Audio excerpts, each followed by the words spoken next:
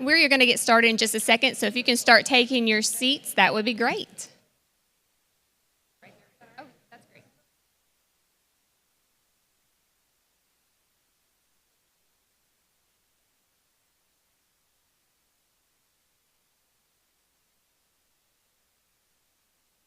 Okay. Good morning, everyone. Okay. First it wasn't on, and now it's on a lot.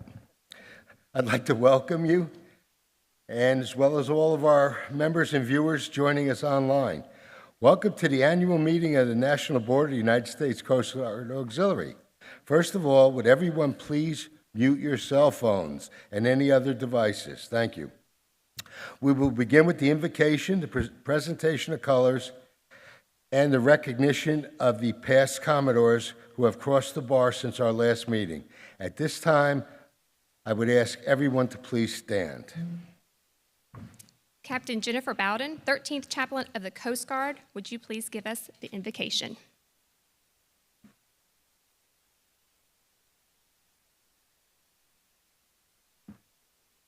You are invited to join me in prayer. Gracious Lord, as we begin our Auxiliary National Board meeting, help us to realize the great promises it holds for all of us, your servant leaders. As we engage with colleagues and friends, let it be a time to reflect on the missions, programs, and goals that have been achieved over the previous year, and also take time to look forward and rededicate ourselves to our core values and commitments in serving and being there for our shipmates and the United States Coast Guard in the coming year. Let us begin this national meeting by focusing on ways we can remain tolerant of all and understanding that a rich and diverse community makes us better individuals and an accountable auxiliary. Help us to rededicate ourselves in being the best that we can be, while always realizing that we must remain honest in all that we do. Help us remain dependable, always focused on achieving well that which we have set forth to accomplish. And help us continue to contribute to success and innovation of boating safety and the safety of our nation as we work together in service to others. Keep our auxiliary, our active duty brothers and sisters, and their families always in your care as we look to you, our compass and guide. Amen. Amen. The national anthem will be sung by District 7 Auxiliarist, Mr. Bill Gears.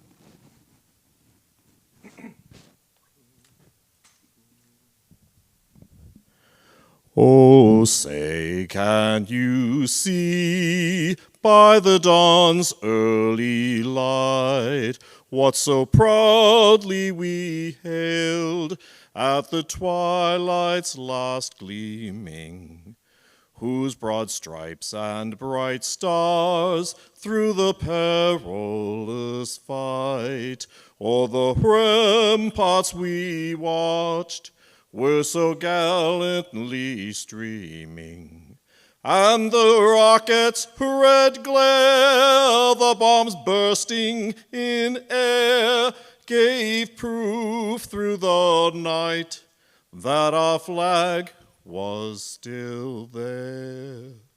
Oh, say, does that star-spangled banner yet wave o'er the land of the free and the home of the brave?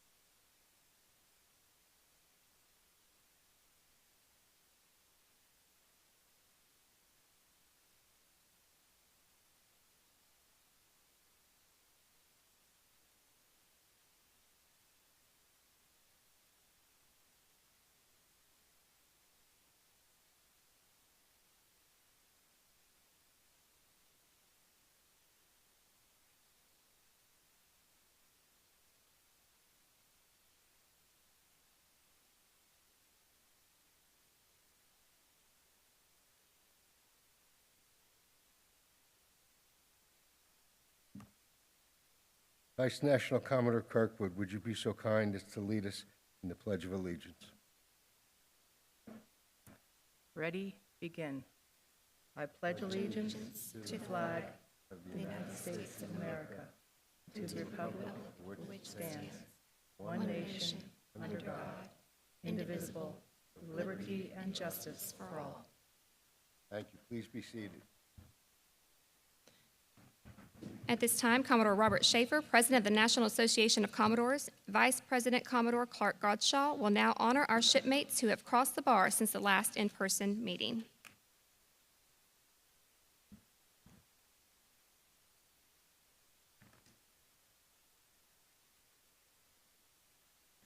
Sunset and evening star, and one clear call for me.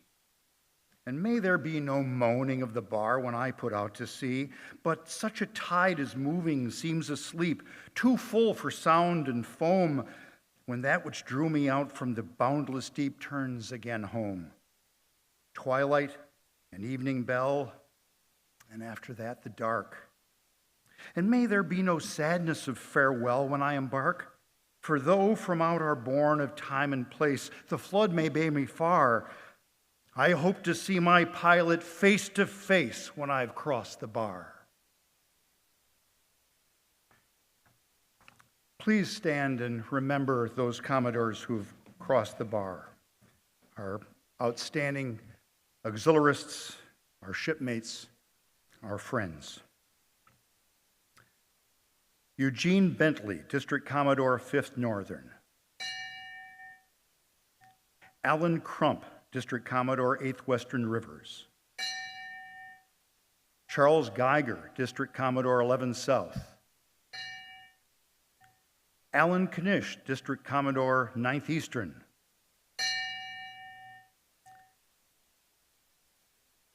Donald Zinner, Assistant National Commodore, Response and Prevention. George Berkeley, District Commodore, District 14. Richard Coons, District Commodore, District 13.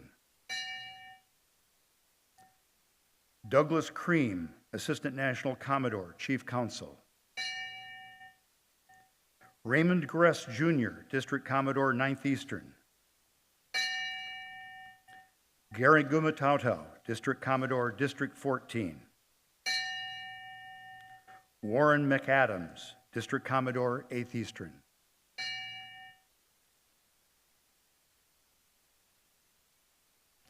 Thank you. Be seated.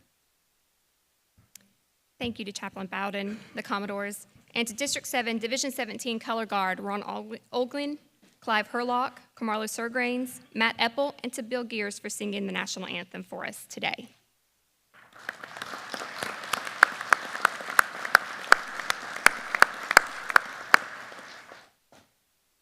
I'd like to welcome everyone to this year's U.S. Coast Guard Auxiliary National Convention here in sunny Orlando, Florida.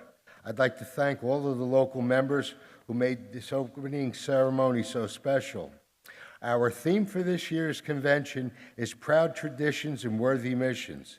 So far this week, we've taken care of some administrative and national staff work needed to keep us on course as we execute our national strategy plan.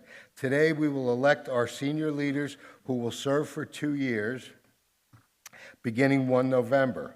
We will also have the opportunity to hear from senior Coast Guard leaders.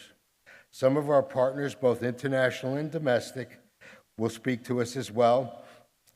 A special luncheon will be arranged to honor our international guests as well as the National Association of Commodores. Tonight, we will enjoy our patriotic-themed banquet and member appreciation. Tomorrow evening, we will continue the festivities with a Commodore's banquet, and we will also have a second part of the National Board meeting. The guest speaker for our banquet tomorrow night will be the 27th Commandant of the United States Coast Guard, Admiral Linda L. Fagan. Throughout the events over the next 2 days, we will recognize some of our outstanding members with many well-deserved awards. At this time, I will ask my executive assistant, Mrs. Crecilius, to remind us of safety precautions and introduce our honored guests. Thank you, Commodore. As a reminder, please note exits are to your left and to your right and at the back of the room. We also have masks and hand sanitizers as you walked in. First aid kits can be located throughout the building, and an AED is available at our front desk when you come in the lobby. Now, at this time, it is my pleasure to introduce the head table. Please hold your applause until everyone is introduced. First, we have our National Commodore guest for motto. To his right, joining us tomorrow will be Vice Admiral Peter Gauthier, Deputy Commandant of Operations. To his right, Commodore Linda Merriman, Deputy National Commodore, Information Technology and Planning and Performance. Continuing to her right, Commodore Patrick Ferry, Deputy National Commodore, Atlantic Area West and Mission Support. To his right, the Chief Director of Auxiliary, Captain Brett Schmadicke. On Commodore Formado's left, Vice National Commodore Mary Kirkwood. To her left, we have Rear Admiral Wayne Arquin, Assistant Commandant for Prevention Policy. To his left, we have Commodore Alan Fred, Deputy National Commodore, Atlantic Area East and Recreational Boating Safety. To his left, we have Rear Admiral Douglas Schofield, Commander District 7. And then to his left, we have immediate past National Commodore Alex Molesky. Our distinguished Coast Guard guests include Captain Jennifer Bowden, 13th Chaplain of the Coast Guard, Captain Warren Judge, Trayson Kate May, and Master Chief Petty Officer Martinowski, Command Master Chief. At a special table befitting their positions, we have our past National Commodores. Commodore Henry G. Pratt, 20th National Commodore, Commodore Nicholas Kerrigan, 29th National Commodore, Commodore James E. Vass, 30th National Commodore, Commodore Richard Washburn, 33rd National Commodore, and Commodore Larry King, 34th National Commodore. Our Assistant National Commodores, Assistant National Commodore FORSCOM, Todd Monis, Assistant National Commodore Response and Prevention, Rick Saunders, Assistant National Commodore Recreational Boating Safety, Robert Lauer, Assistant National Commodore Performance and Student Programs, Peter Jensen, Deputy National Commodore Diversity and Inclusion, Tom Badford, Assistant National Commodore Information Technology, Susan Davies, Assistant National Commodore Administrative Service, Richard Milchek, Deputy National Commodore Finance, Donna Miller, Assistant National Commodore Chief Counsel, Bruce Kelton, President National Association of Commodores, Bob Schaefer. From Coast Guard Mutual Assistance Program, we have Master Chief Petty Officer Jason Wong, U.S. Coast Guard retired. Representing the United States Power Squadron Americans Boating Club, Chief Commander Ralph Bernard. Ms. Lori Carrington comes to us from USCG Land Area Regional Ombudsman Program Manager.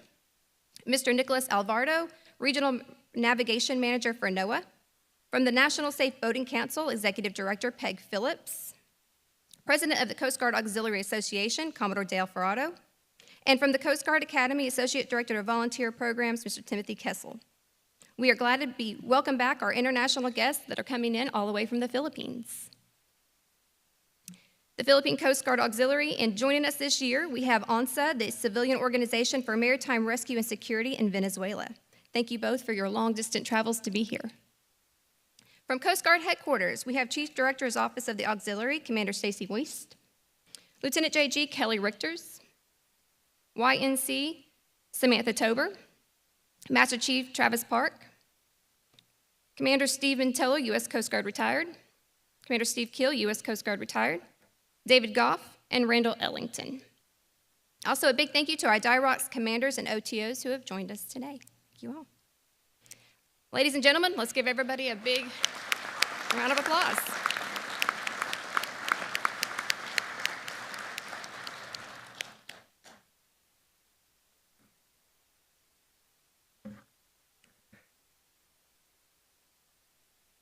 Thank you, Kelly. I appreciate that. Your attendance is greatly appreciated, and I hope you will find these proceedings interesting. If you need assistance while you are here, the following national staff are here to assist. My aides, Kelly Cresilius, Iris Colbert, and Bob Fabridge. Conference administrators and coordinators, Bob and Dee Hendrickson, unfortunately, due to health issues, could not be joining us today or this week, but Tom Butler, Patrick Malone are here. I want to shout out to our audio-visual expert, Patrick Brown, my conference staff, Commodore Gary Barth, Sue Kendall, Sean Hart, Carl Hans, James Parker, Paul Derry, Robin Priestley, Kevin Redden, Mark Hardigan, and Juwan Beek. Again, I thank each and every one of you. Kelly, would you please have our District 7 Commodore come forward? Yes, sir. Our host district is District 7. We have Commodore John Holmes to give you a welcoming statement. You can do it, absolutely. Good morning, everyone. It's my pleasure as the District 7 Commodore to formally welcome you to our national conference. Central Florida has had the privilege of hosting this conference for many, many years. And I will tell you that the strongest contributor to our economy is tourism, probably in excess of 300,000 jobs within a 10-mile radius. So I can't thank you enough on behalf of not only the residents, but the entire community. D7, I'm extremely proud of it. If D7 was a work of art, it would be truly a masterpiece. We go from the beautiful beaches of the Virgin Islands all the way through the mountains of Puerto Rico, the rainforest, to the Outer Banks of the Carolinas. I can't think of any more culturally diverse community filled with a variety of languages. So I'm extremely proud of representing D7, and most importantly, the 4,000, almost 4,000 members, our largest district in the Coast Guard Auxiliary, who serve the Coast Guard and the auxiliary community every day. I'm going to digress just for a minute. How many members here today, by a show of hands, also are members of D7 but serve on national staff? Take a look around, folks. Wow. So to the directors of those directorates, I must say the following. When you called me to get the courtesy approval of these appointments, there's a very good likelihood I was under the influence. I apologize in advance. Thank you again. I know that we're looking at different locations to move our national conference. But again, it's been a privilege hosting it. Being the District 7 Commodore has also been one of the most enjoyable and exciting moments in my retired career. So this conference, I'm sure, will be a wonderful event. I hope that you enjoy it, that everyone stays well and safe, and at some point, come on back and visit us in Central Florida. Thank you very much.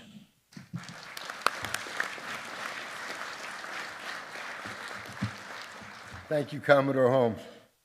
At this time, I convene the annual meeting of the National Board of the U.S. Coast Guard Auxiliary. According to our national standing rules, the first item of business will be to conduct elections for the national officers for the term of 1 November 2024 through 31 October 2026. My executive assistant will call the roll. Mrs. Crecilius, please. Thank you, sir. I will now conduct a roll call of the National Board. National Commodore Gus Formato. Here. Vice National Commodore Mary Kirkwood. Here. Immediate past National Commodore Alex Molesky. Chief Director Auxiliary Captain Brent Schmedeke. Deputy National Commodore Atlantic East and Mission Support Alan Fred. Here. Deputy National Commodore Atlantic West and Operations Patrick Feary. Deputy National Commodore Pacific Area and Recreational Boating Safety Tiny Singler. Deputy National Commodore Information Technology and Planning Linda Merriman. Here. District Chief of Staff, 1st Northern, Glenn Gayton. District Commodore, 1st Southern, Mike West. District Commodore, 5th Northern, Kurt Sarek. District Commodore, 5th Southern, John Krogman. District Commodore, 7th District, John Holmes. District Commodore, 8th Coastal, Pete Squamato. District Commodore, 8th Eastern, Chris Whitaker. District Commodore, 8th Western, Brock Stevens. District Commodore, 9th Central, Patricia Mitrowski. District Commodore, 9th Eastern, Richard Evans. District Commodore, 9th Western, Sonny Hatch. District Commodore, 11th Northern, Curtis Hahn. District Commodore, 11th Southern, Michael Borzoth. District Chief of Staff, 13th District, Craig Hartman. District Commodore, 14th District, Michael Keurig. District Commodore, 17th District, Marion Parrish. President, National Association of Commodores, Robert Schaefer.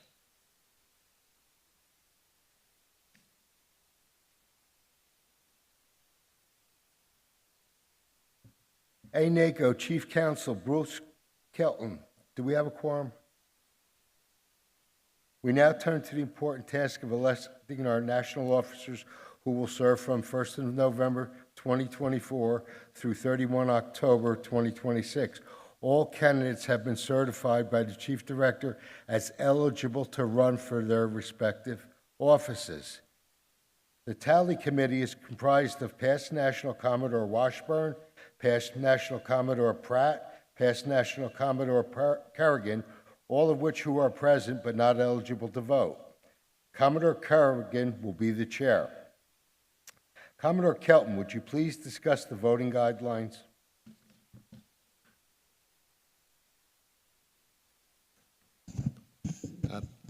Before each election, Ms. Krekelius will state the eligible voters, and the Tally Committee will distribute the ballots.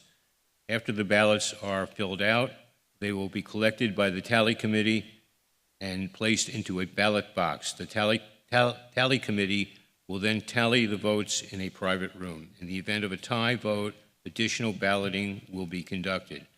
If there is only one nominee for an office, I believe we have one office where there's one nominee, the requirement of a written ballot may be waived by the National Commodore, and the vote may be taken by show of hands.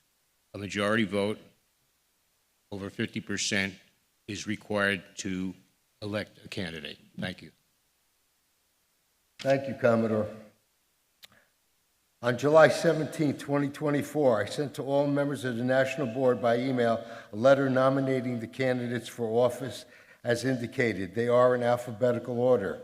For National Commodore, Commodore Mary Kirkwood.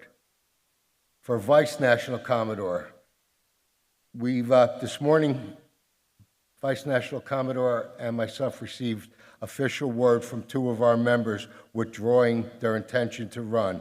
So Commodore Wally Smith will not be running, and Commodore Chris Whitaker will also not be running for their respective offices.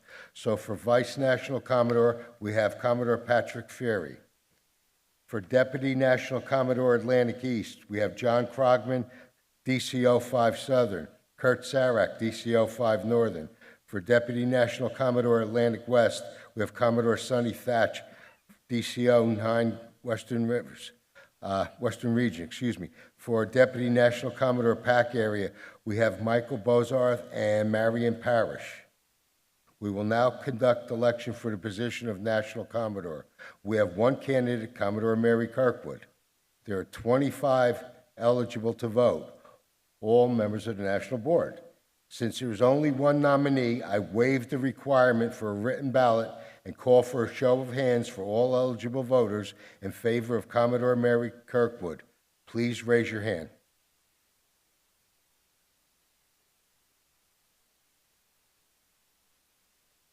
Ms. Crecilius, Commodore Kelton, would you please tally? I guess I should raise my hand too.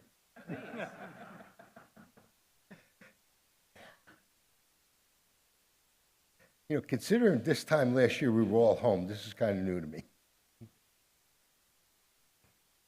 You happy I didn't send anybody packing? Yes. I know it.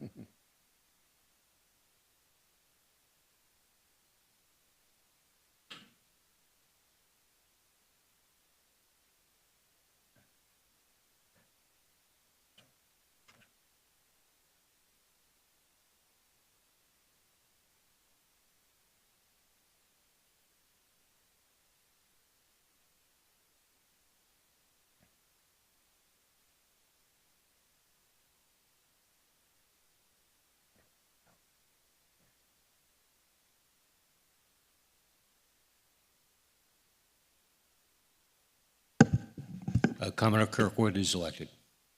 Let me do this first. I want a hug. I know you're not hugging, but I will. Thank you, everybody. Thank you.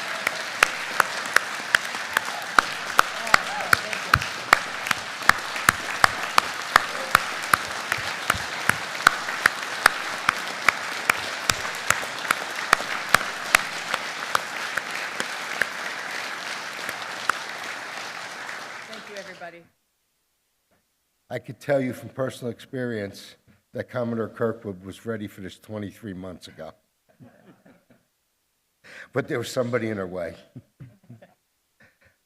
Commodore Kelton, in light of the fact that we now only have one candidate for Vice National Commodore, would it be appropriate to call for a hand vote?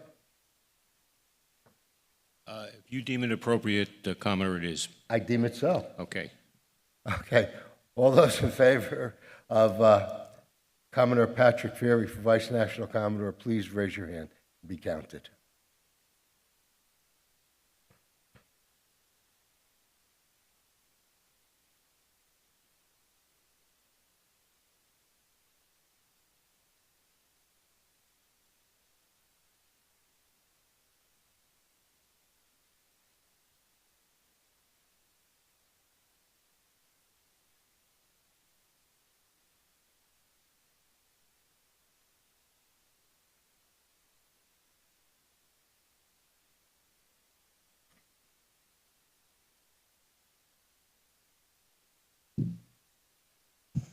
Commodore Ferry is elected.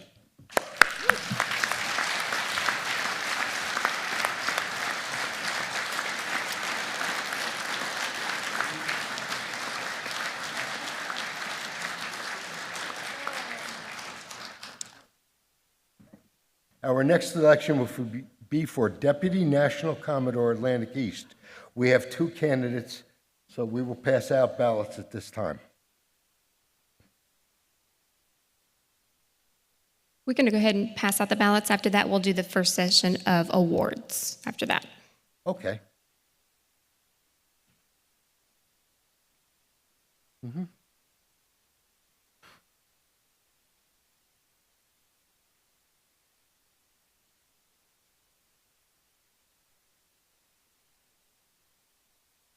We are actually going to do those awards now, sir, if we can really quick while he grabs the ballots for those. Absolutely. Okay, thank you. All right, at this time, Commander, call you up. And we at the podium have down here below the Admirals, Schofield and Arquin, and the Captain, Schmadeke, and Commodore Formato. Do you mind to come down to present some awards for us? Session 1A, come on over.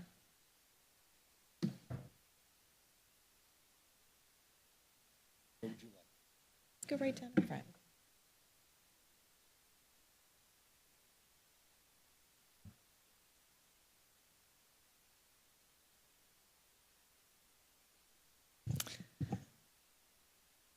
The Auxiliary Meritorious Service Medal is awarded to auxiliaries who have contributed exceptional meritorious service to the Coast Guard and the Coast Guard Auxiliary.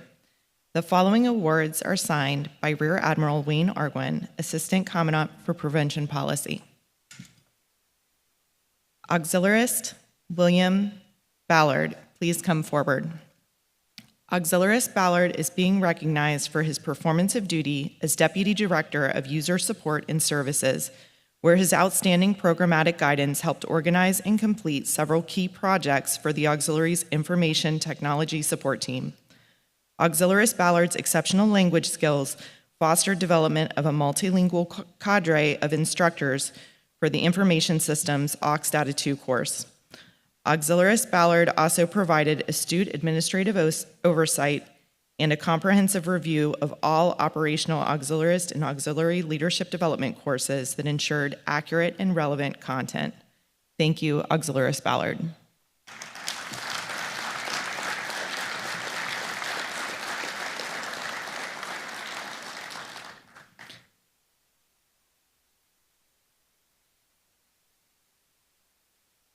Auxiliarist Thomas Bamford, please come forward.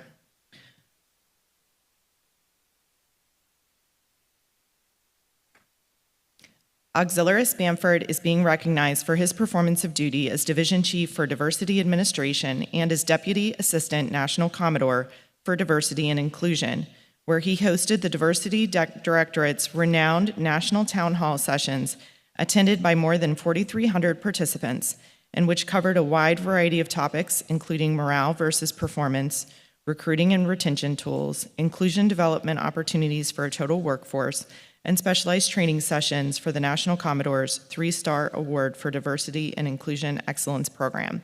Thank you, Auxiliarist Bamford.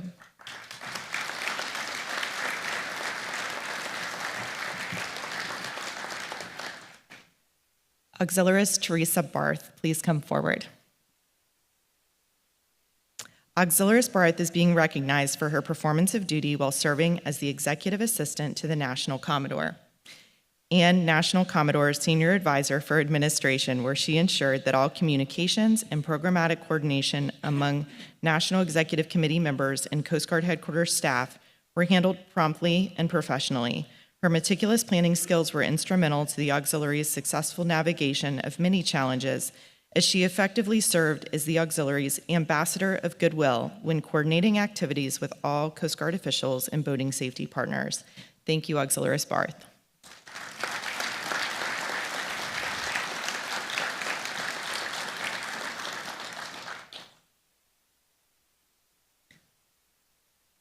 Auxiliarist Amanda Constant, please come forward. Auxiliarist Constant is being recognized for her performance of duty as Director of Computer Software and Systems, where she led the successful execution of 13 strategic plan milestones, including the Directorate's reorganization to support the auxiliary's rapidly expanding cybersecurity augmentation program and enhance cyber protection of its increasingly complex information technology infrastructure. By closely examining and monitoring the cost of supporting auxiliary system infrastructure, she identified and coordinated implementation of a cost savings plan that saved 54% in system lifecycle service costs. Thank you, Auxiliary Constant.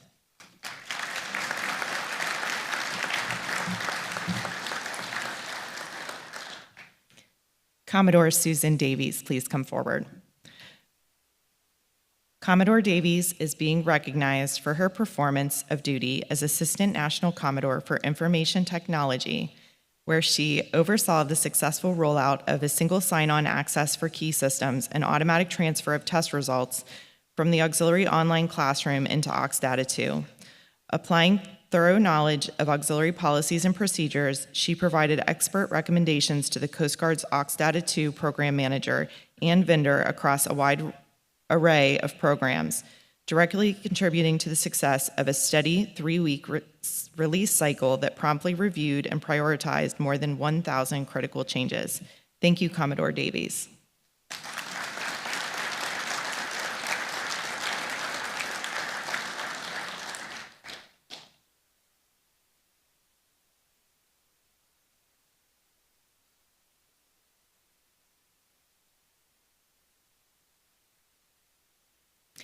Auxiliarist Barry Denton, please come forward.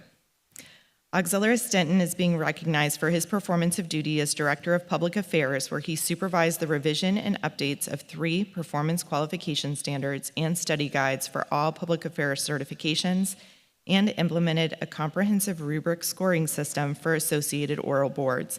He also conceptualized and implemented the marketing and branding focus group, which developed the new auxiliary slogan, Proud Traditions, Worthy Missions, which led the auxiliary's rebranding campaign. Thank you, Auxiliarist Denton.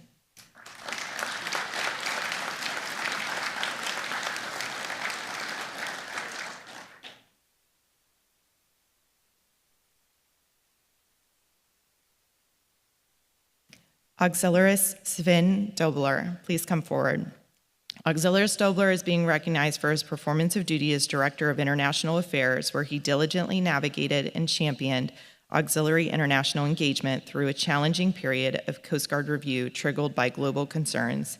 He also processed over 100 interpreter applications, resulting in the certification of 51 new interpreters, who in turn provided direct mission support for 45 translation missions supporting Coast Guard cutters, stations, and field offices. Thank you, Auxiliarist Dobler.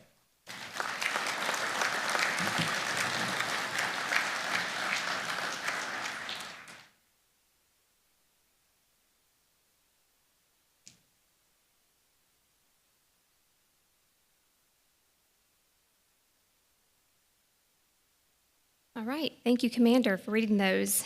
And thank you, Admirals, Captain, y'all are good to go. Thank you. Commodore?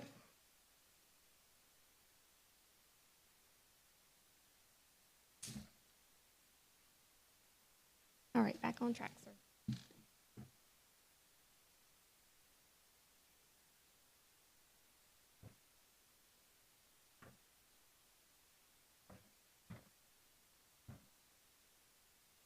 Okay, at this time, can we issue ballots to all those eligible to vote? Members of the National Board eligible to vote, please raise your hand so that staff can know to give you a ballot. This is voting for Atlantic East. So they will be the 5 DCOs in Atlantic East. It will be myself, Commodore Kirkwood, Commodore Fred, Commodore Malevsky, Captain Schmadeke.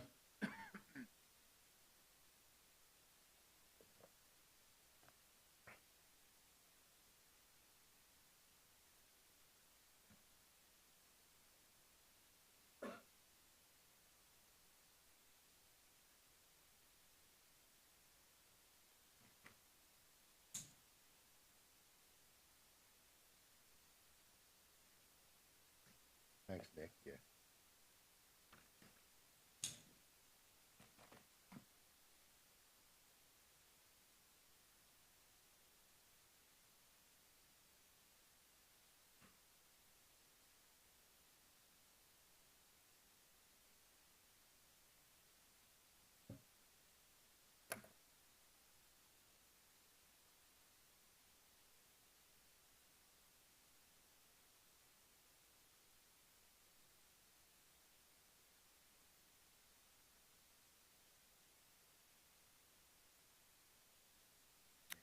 Did each of the district commodores from Atlantic East receive a ballot? Okay.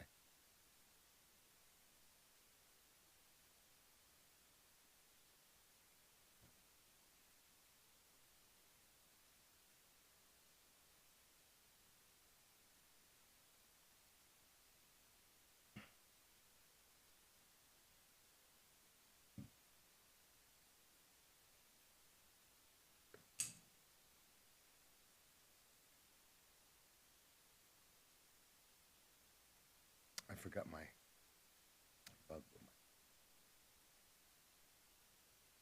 So nervous. Not anymore.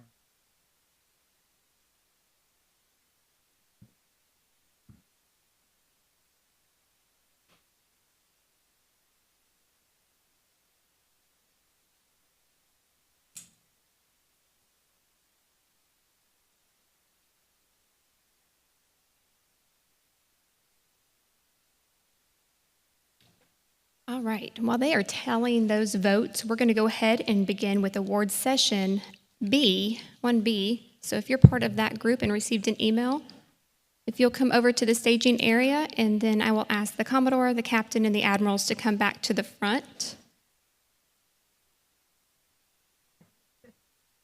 Going to get your steps in today. 8,000 yesterday, not leaving the hotel. That's right. All right, Commander.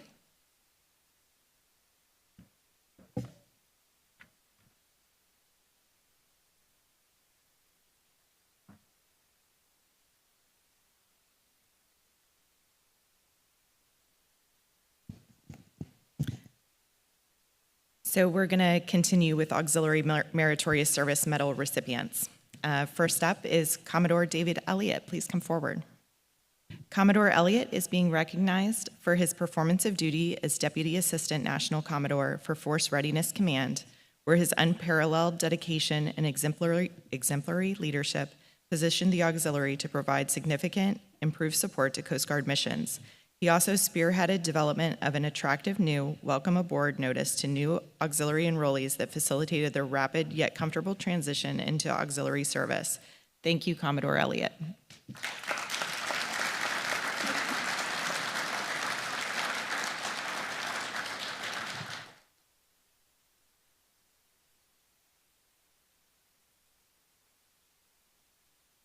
Auxiliarist Joseph Espino, please come forward.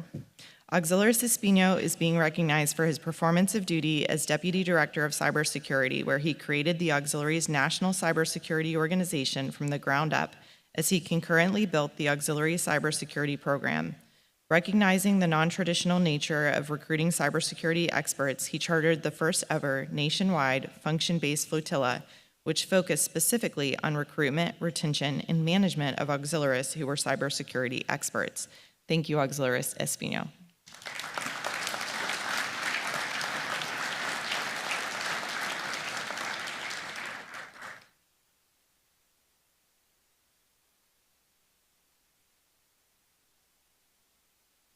Commodore Peter Jensen, please come forward.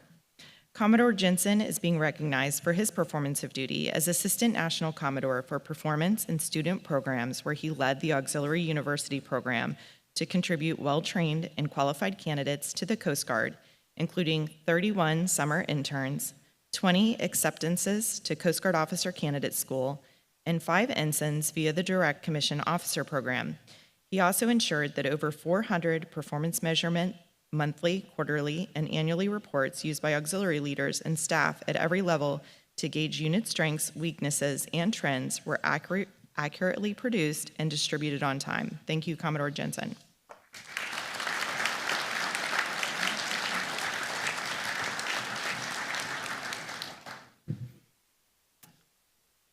Commodore Bruce Kelton, is he here, or should I be in the back?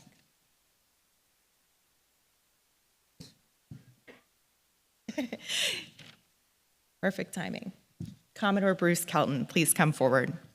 Commodore Kelton is being recognized for his performance of duty as Deputy Chief Counsel, where he served as Acting Chief Counsel and Parliamentarian during the 2023 National Conference, in which he skillfully facilitated the National Board meeting and led in-person training sessions of the Auxiliary's 16 district legal officers.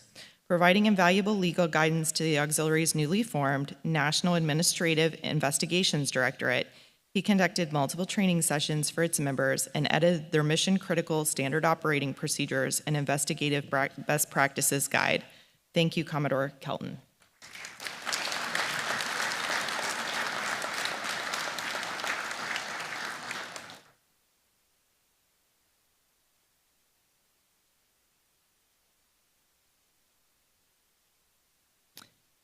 Commodore Robert Lauer, please come forward. Commodore Lauer is being recognized for his performance of duty as Assistant National Commodore for Recreational Boating Safety, where he managed the Auxiliary's National Public Education, Recreational Boating Safety Outreach, and Vessel Examinations and Program Visitations Directorate, and ensured auxiliaries remained abreast of programs and materials that kept the recreational boating public safe and informed. He also secured a $105,000 grant to procure stickers and whistles that helped increase the effectiveness of the Auxiliary Paddlecraft Program outreach efforts. Thank you, Commodore Lauer.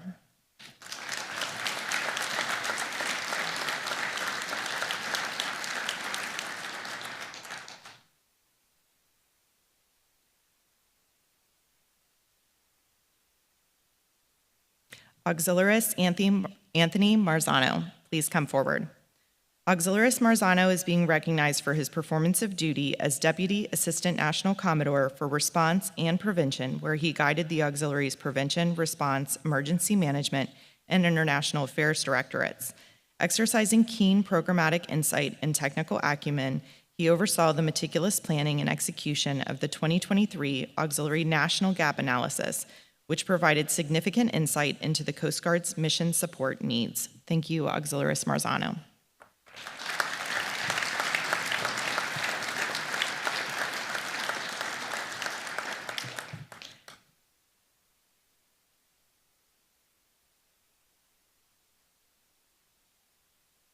Commodore Richard Milichek, please come forward.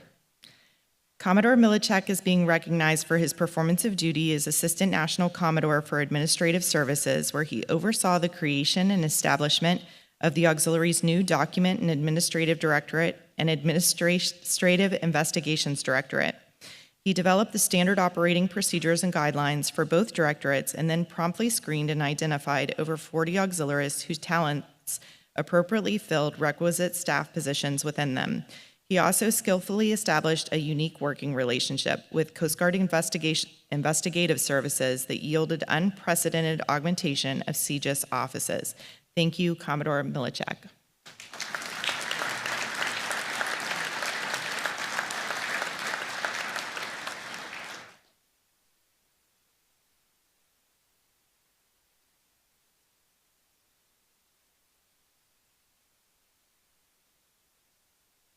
Commodore Todd Monis, please come forward. Commodore Monis is being recognized for his performance of duty as Assistant National Commodore for Force Readiness Command, where he led the Auxiliary's Public Affairs, Auxiliary Chaplain Support, Human Resources, and Training Directorates to significantly improve auxiliary preparedness and non-traditional services. He adeptly supervised the meticulous design and implementation of revised performance qualification standards and study guides for several programs, including the Auxiliary Culinary Assistance Program, and oversaw creation of the Auxiliary's social media handbook. Thank you, Commodore Monis.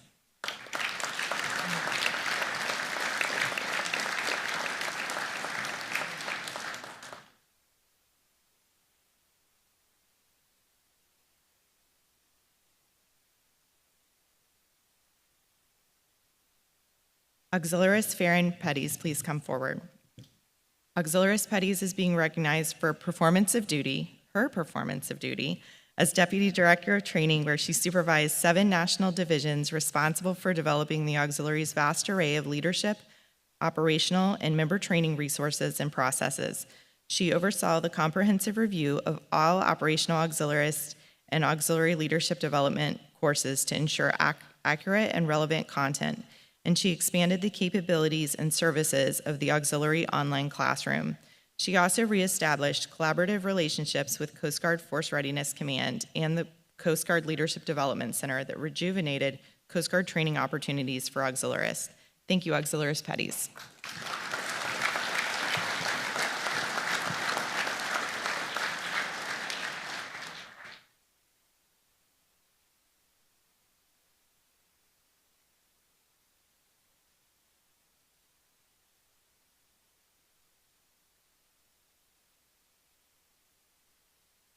I'm sorry, to everyone in the front, you can take your seats.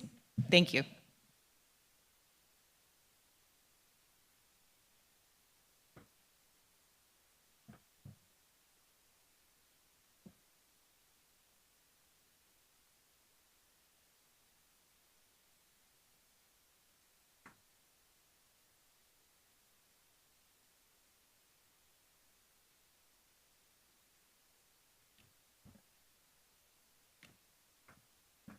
Commodore Kelton has advised me that we do have an election for Deputy National Commodore Atlantic East. The next Deputy National Commodore will be Commodore John Krogman.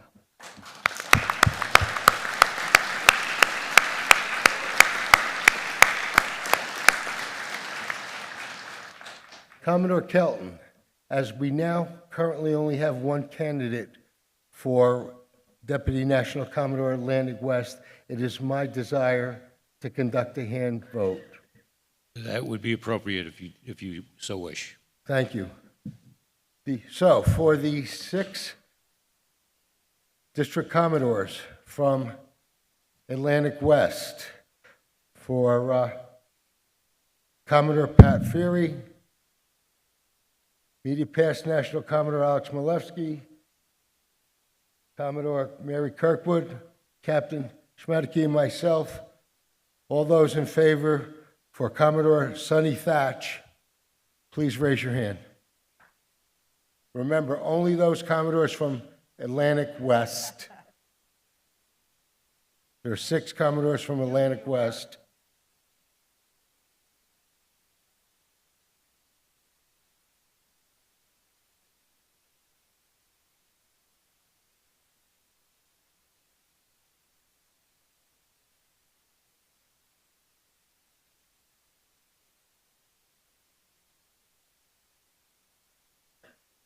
Commodore Kelton, do we have an election? Thank you. Congratulations, Commodore Sonny Thatch.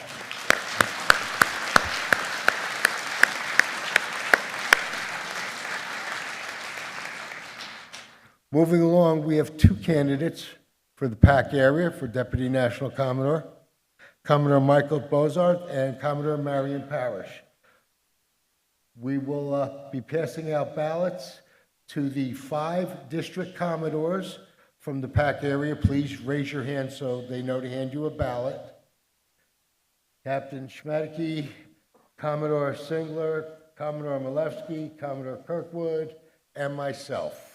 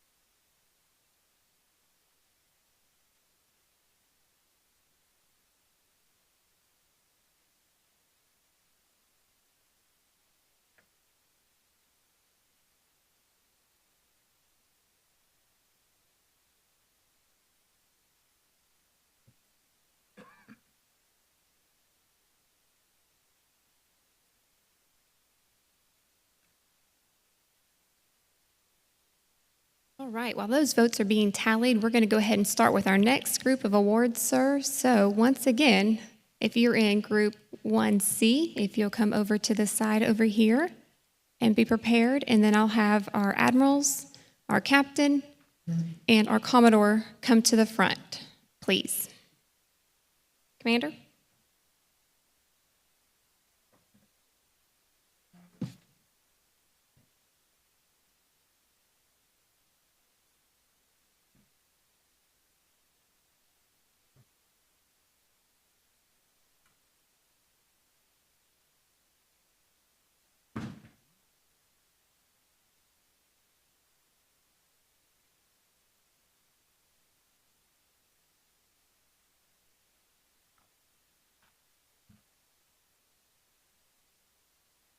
All right, so we're going to continue with some auxiliary meritorious service medals. First, we have Commodore Frederick Saunders. Please come forward. Commodore Saunders is being recognized for his performance of duty as Assistant National Commodore for Response and Prevention, where he led the Auxiliary's Prevention, Response, Emergency Management, and International Affairs Directorate, comprised of more than 120 national staff members. His meticulous planning and selfless commitment were instrumental to timely identification and seamless deployment of fully ready auxiliaries to support Southwest Border operations in Texas and Operation Vigilant Sentry in Florida.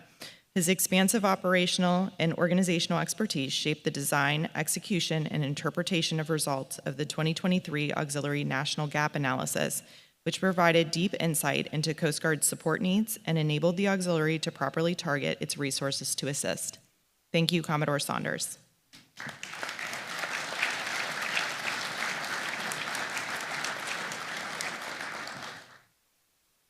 Auxiliarist Lee Zimmerman, please come forward.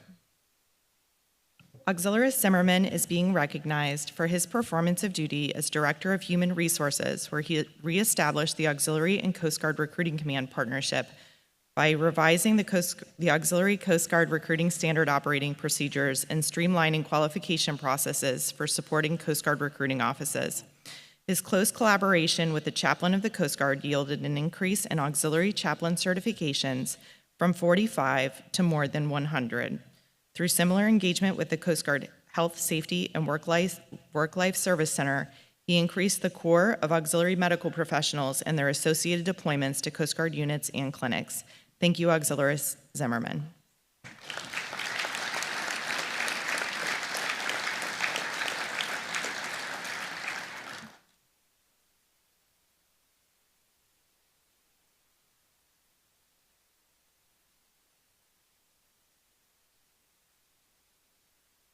The Auxiliary Commendation Medal is awarded to auxiliaries in recognition of the outstanding assistance that furthers any of the auxiliaries' authorized activities except operations.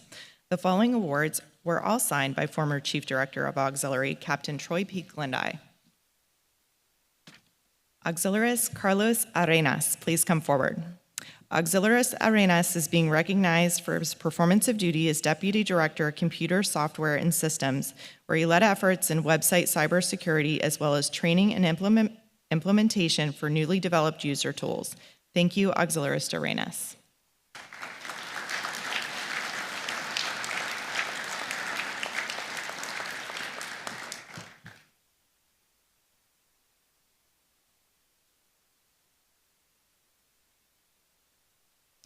Auxiliaris Jennifer Austin, please come forward. Auxiliaris Austin is being recognized for their performance of duty as Director, Information Technology User and Support Services, where they led work to correct code in Oxdata 2 database and implement a more secure and user-friendly help desk software service. Thank you, Auxiliaris Austin.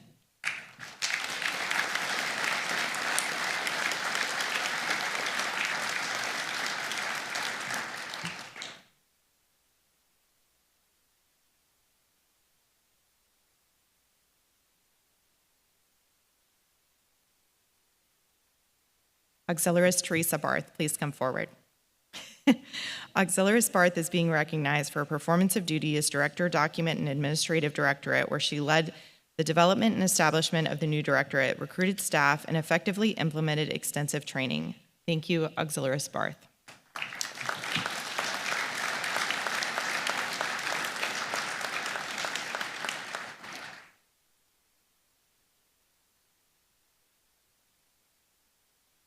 Auxiliaris William Ballard, please come forward. Auxiliaris Ballard is being recognized.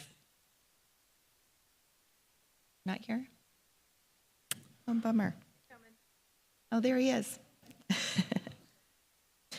Is being recognized for his performance of duty as Deputy Director, Information Technology User Support and Services, where he served as an Information Services Officer C-School instructor, teaching and mentoring members in how to work with the new Oxdata 2 system, including developing a self-study option for the CS Officers course and overseeing the implementation of the updated National Help Desk. Thank you, Auxiliaris Ballard.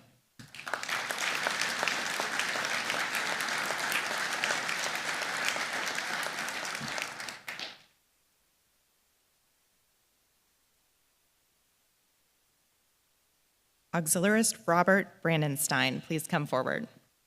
Auxiliaris Brandenstein is being recognized for his performance of duty as Deputy Director of Public Education, where he expertly developed national standards for education and led a team of staff members in updating the several recreational boating safety instructional materials to meet national standards. Thank you, Auxiliaris Brandenstein.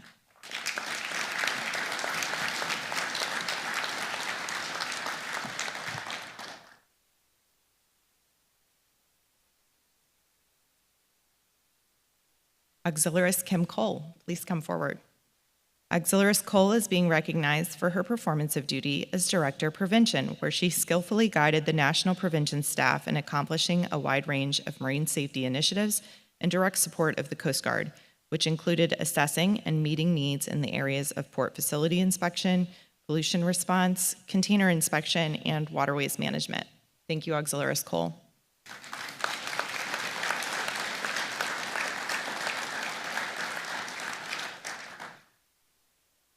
Auxiliaris James Cortez, please come forward. Auxiliaris Cortez is being recognized for his performance of duty as Director Vessel Examination and Partner Visitation, where they exercised oversight of the vessel examination decal planning, printing, approval, and distribution process to increase the effectiveness of the vessel safety check and program visitation programs. Thank you, Auxiliaris Cortez.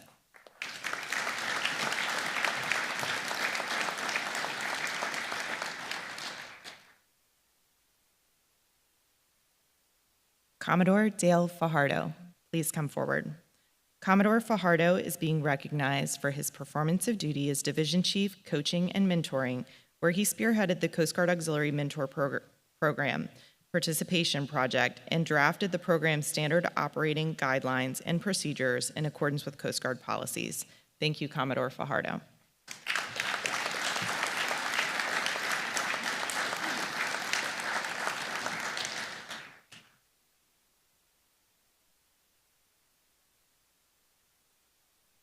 Auxiliarist Nanellen Fuller please come forward. Auxiliarist Fuller is being recognized for her performance of duty as Director, Recreational Boating Safety Outreach, where she initiated the Paddlecraft Safety Initiative and grants to procure safety equipment and educate paddlers, helping the U.S. Indo-Pacific Command in support of international partners in the Pacific Rim, as well as updating the state liaison officer program and policies. Thank you, Auxiliarist Fuller.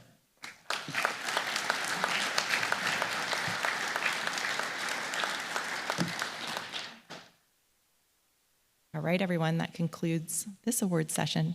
Thank you.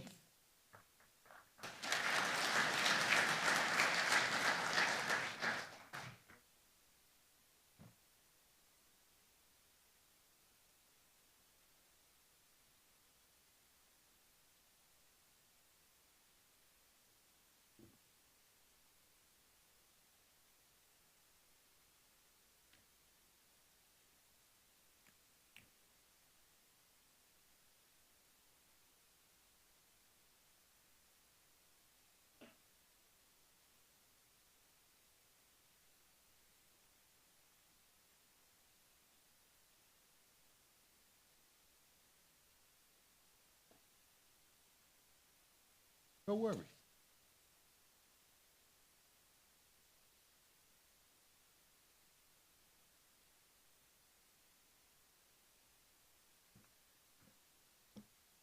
Commodore Kelton has advised me that we do have an election, and the next Deputy National Commodore for the PAC area will be Commodore Michael Bozart. Congratulations.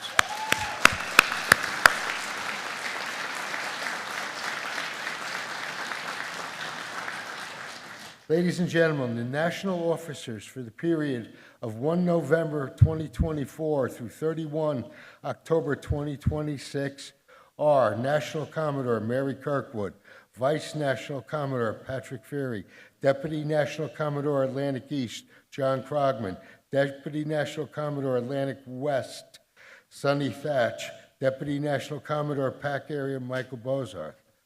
I have been advised by NACO-elect, I have a new name again today, just saying, Kirkwood, that Commodore Linda Merriman will be appointed as Deputy National Commodore for Information Technology and Planning. Please join me in congratulating them.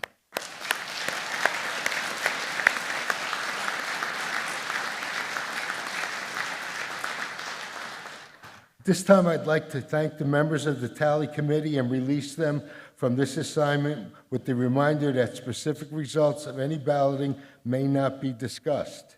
An unsuccessful candidate who wishes to challenge the outcome of the vote based on the vote count must do so immediately after the results of each ballot are announced.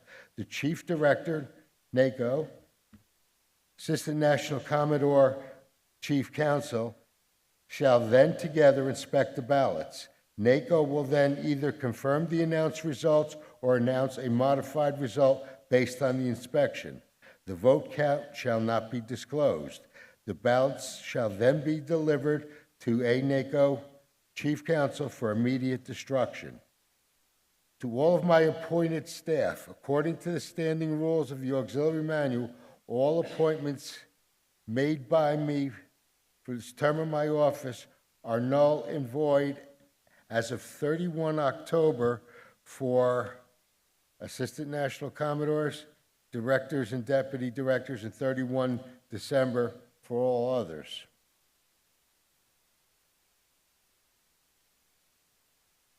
Thank you, sir.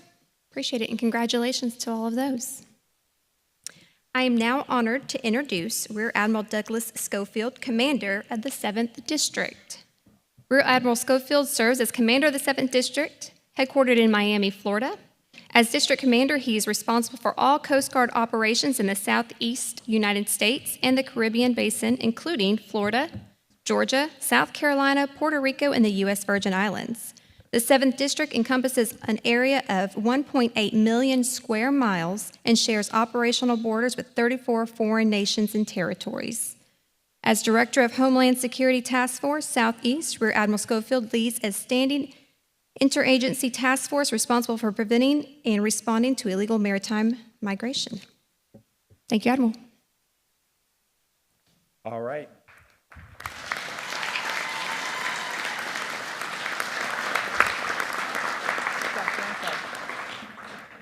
So it is great to be here. Good morning, everyone. Morning. So number one, thank you for serving. Thank you for volunteering.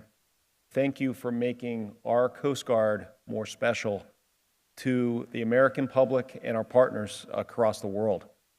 You are part of the family, and I am so proud to be here for the next couple days to spend time with you. I will tell you in advance, please come up to talk to us.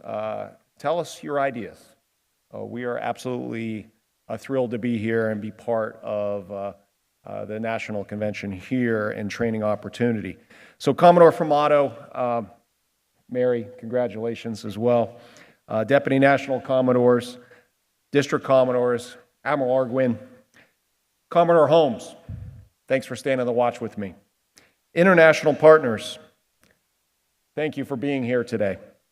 Colleagues, welcome. I am absolutely thrilled to be here to speak with you today. I am the District 7 commander, and I cannot do my job without all of you sitting here today. District 7 has roughly 4,000 active auxiliaries. It's more than I have for my active duty and reserve contingent. You stay on the watch more than we stay on the watch. Thank you. John Holmes and the District 7 Auxiliary Team, thank you for welcoming me aboard last year and serving alongside me. And you absolutely do that with honor and a smile, so thank you. This year, our auxiliaries achieved certainly incredible missions. I want to talk a little bit about that because I think it touches some of the themes that we need throughout the Coast Guard. You've talked about them this past few years. But I'm going to give you some themes and maybe some more talking points going ahead as you look to where we need to continue to focus our mission excellence as auxiliaries and family members. Operation Vigilant Sentry, one of the biggest challenges for the Coast Guard is really saving those that go to sea on irregular craft around the world. It's a primary mission for us, and we've seen a 400% spike in the last 5 years.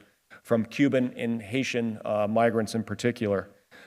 There is no doubt, you've heard it on these awards today, you heard it often, all our auxiliaries helped, supported a lot of efforts here, and supported, importantly to me, this last year I put our team to task.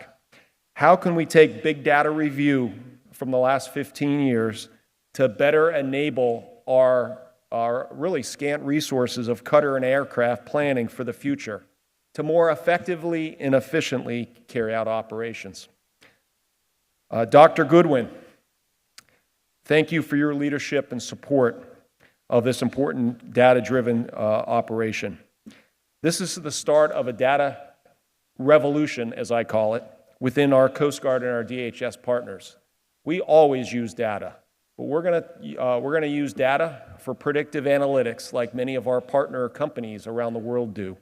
We've already started that, and I am really excited to talk about that because Dr. Goodwin not only helped support that team, he mentored me. He mentored me as an auxiliarist to really best understand how we could get after this for the entire Coast Guard and our DHS partners. So I asked Dr. Goodwin to stand and be recognized and say thank you.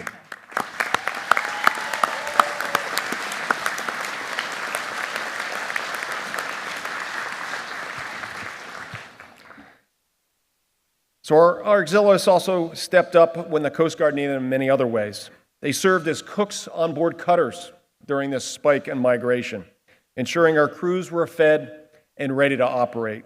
There is no doubt without good food, mission doesn't happen.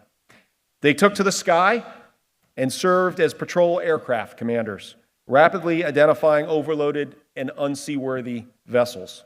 That is our mission, to save those that are on sea, on overloaded and unsafe craft. They also continue the vital mission to teach and mentor safe boaters, which is really the heart. I know it's the heart of what you do, but it's critical on this safe boating initiative across the nation. It is important to be safe because that empowers our mission excellence and every other mission that we have. That's the core backbone. Is there's commerce on the water, there's recreation on the water, and if they're not doing it safely, we're not having a good day operationally. So thank you, Auxiliary, for really leading that charge and supporting the mariners out there. I also saw, importantly, and Admiral Arquin and I talk about this a lot, all of you have supported us by working new cybersecurity initiatives in the maritime domain. This is helping us safeguard and plan how we can protect our digitally guided marine transportation network. Our children will look back many years from now and thank you, our auxiliaries, for being part of this important oversight of those that are on the water. Importantly, our auxiliary chaplains, yes, our auxiliary chaplains were there when our crews needed them the most. That is the most trying time for us. We know in civilian society, in the military, it's been a tough, challenging time emotionally for many of our crew members. They were vital in those crew, really caring for that mental health and well-being, especially of our junior members. And I will never forget my first day on the job. I'm going in for my change of command. Chaplain Braswell, who's now retired again, certainly standing the watch for many years. He was at Air Station Miami. He was the chaplain overseeing my change of command that day. And so I'm walking in the passageway at the air station, and I see Chaplain Braswell ready to go in his whites, sitting there on a chair like a lonely chaplain. Boy, and I go, what's going on here? This was certainly eye-opening for me. I walked up to our duty crews, and I asked one of the pilots, why was he sitting alone before the ceremony? He responded to me, oh, that's Chaps. He is waiting for this crew to land, and they're about to land about 10 minutes before your ceremony, Admiral.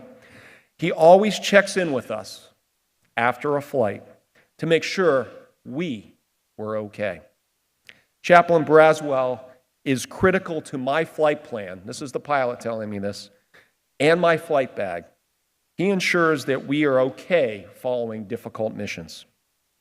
That's auxiliary service, enabling better operational outcomes for the American public. So let's give a hand to Chaplain Braswell and chaplains.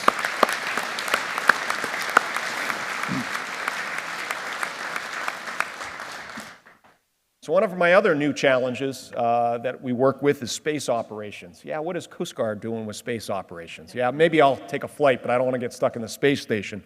But I will say it has been a challenge for us because you look at the number of space launches have gone up very high in the past few years. This year alone, our auxiliaries have supported over 52 launches from Cape Canaveral. 52 launches. We're on track to beat last year's record of 72 in a year, and they keep going up. The auxiliary works hand in hand with our stations to notify vessels of our safety and security zones, and today has notified and contacted 275 vessels and operated over 640 missions carrying out that watch. That is critical. Walking the docks, walking the piers, walking the gas stations, walking the waterfront, that is service. That's service to the safety of those at sea. It's safety to those space operations. So let's give a hand to those that serve in the space operations.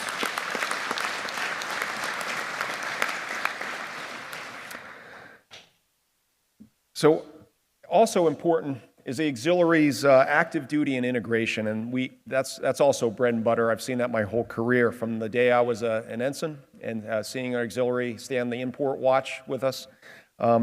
Sector Key West was recently awarded the 2023 Auxiliary Integration Award for Applied Innovation. The sector leveraged certified auxiliaries to deploy unmanned aircraft systems, eyes in the sky, that significantly help support migrant interdictions. Search and rescue, pollution response, very critical in the Keys, recreational boating safety, and public affairs missions throughout their area of responsibility. Also, and I'm not sure, and sorry, Natalie, if you are, Natalie, are you here? Natalie Bunting? I don't know if Natalie made it, but we'll see Natalie. I saw her last night, but I am extremely proud of Auxiliarist Natalie Bunting, who was awarded the Auxiliarist of the Year for her commitment to diversity, recruitment, and mission, and cannot wait for her to be honored tomorrow. You're going to hear more about Natalie tomorrow. Her leadership, volunteerism, and engagement across the maritime community sets the standard for all active duty, reserve, and auxiliarists across our nation. So let's give a round to Natalie.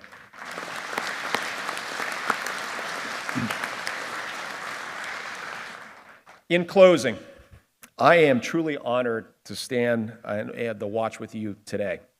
Commodore Fumato, thank you and your team's efforts to continue to make the auxiliary stronger and more impactful. Mary, I know you're up to the task. We find this incredibly important for those that serve and those we serve. I am honored to be here this week. I do, though, challenge all of you to continue to find ways to do operations better. This isn't my ideas, it's your ideas that will shape the future of the Coast Guard. My strategic plan emphasizes 3 pillars of maximizing the brand, enhancing maritime governance, and enabling team modernization. So as professional auxiliarists, where do you see our future on each one of those pillars so we can serve better? What can we do better together in the coming years to secure our maritime environment, to safeguard our natural resources, and to let everyone more safely work and play in the maritime environment? How can you continue to support our recruitment and retention challenges across our Coast Guard?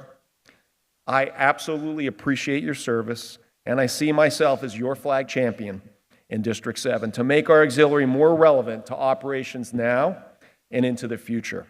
Please stop me the next 2 days, send me a note, call me, or stop by my office. I might even treat you to a Cuban coffee or a good Cuban lunch. So please do that when you're in the field. I look forward to your thoughts and how we, yes, we, together, can continue to serve the maritime public. Semper Paratus. Thank you so very much.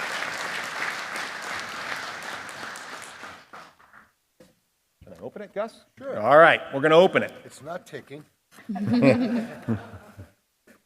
All right, us.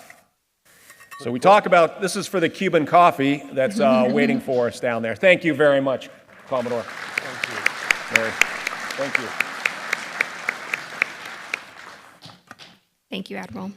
It is now a privilege for me to introduce Captain Brent Schmadeke, who comes to us freshly from Air Station Port Angeles, where he served as commanding officer. This is his first week on the job, and we have definitely thrown him in to the deep end on this one. But thank you for being here, sir. Thank you. Well, good morning, everyone. According to the script, I stand between you and a 15-minute break, so I will make this nice and short for everyone. Thank you for having me here this week. It's been a pleasure taking part in all the meetings and whatnot. It's truly impressive on what you do. Thanks, Admiral Schofield, Admiral Arquin, and the Philippine delegation for joining us today. We appreciate your attendance. Thank you. I also want to give congratulations to Gus and Mary for a highly successful 2-year run. I know the reins are shifting here, but Mary, I know you're going to do a great job, and we're going to continue to have success under your leadership. So congratulations to both of you and to all the newly elected officials in the auxiliary. I also want to give a shout out, similar to what Admiral just spoke of, to our kind of our core value in our RBS side of the house and providing the education, the exams, and the inspections to our boating community. That's a huge asset to fall back on for our active duty folks. So thank you very much. That's a awesome thing that you guys are doing. And to be honest, I kind of feel a little bit like Nemo out there swimming around in the ocean this last 4 days. I will admit, did not know about all those directorates that you guys are fulfilling, and it is truly impressive. It is basically parallel to the structure of the Coast Guard, and I did not know all those directorates existed. So there's lots of great work being done in those directorates, and I know our active duty folks have a ton of resources to fall back on. So that's awesome. Thank you. In closing, my goal is, number one, to keep everyone safe, right? Number two is I want to empower you to keep doing the things that you're doing out there. Number three, my job is to provide that guidance and support with the BXS staff and advocate for all those training needs. After all, we have executive board members, we have business owners, NCAA college football officials, rocket scientists, school teachers, fire chiefs, computer software programmers, lawyers, world track and field masters, athletes, financial planners, chaplains, you name it, I could go on and on. There is a lot of expertise out here sitting in this room and in the divisions and the flotillas that can provide the support that we need on the active duty side. So, and then finally, I just have to get out of the way and let you do all the work. So thank you for everything that you do out there. I am very appreciative. The Coast Guard is very appreciative of everything that you do. And I'm gonna give you a go Hawkeyes, being an Iowan. So anyway, everyone have a great rest of the week. We look forward to seeing everyone at the banquets, and keep doing what you're doing. Thank you very much. Thank you, Captain.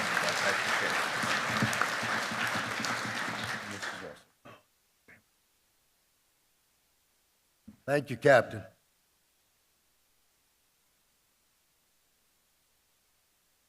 Mrs. Cresilius, would you happen to have any announcements? Always have announcements. Always. Sir, we are ahead of schedule, which is great. We are just making sure logistically we were going to have some coffee and stuff out there. So since we're ahead of schedule, we're going to make sure that those are available and ready for you. Since we are ahead of schedule, I had us down for a 15. We can take a 20-minute break, give you an extra 5. I know everybody's happy with that. If you are attending the international luncheon today, this might be a good opportunity for you to go get your tickets, your ticket that you will take with you to that now, so you won't have another chance before we head up there for the lunch. And that is all I have at this time. So let's take a 20-minute break.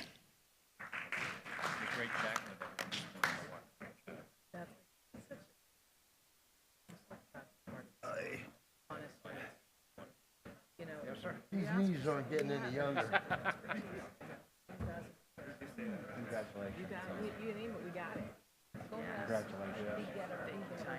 Congratulations, Mary. Thank you, Alex. Money. Oh, actually, this is all going to Alex. Alex. I just want credit for it. Yeah, that's fine. Congratulations. We'll figure it out. Yeah, we'll figure it out. Thanks. Congratulations. I told you. Yeah. You know, everything worked. You know, Yeah. I'll much to do about nothing.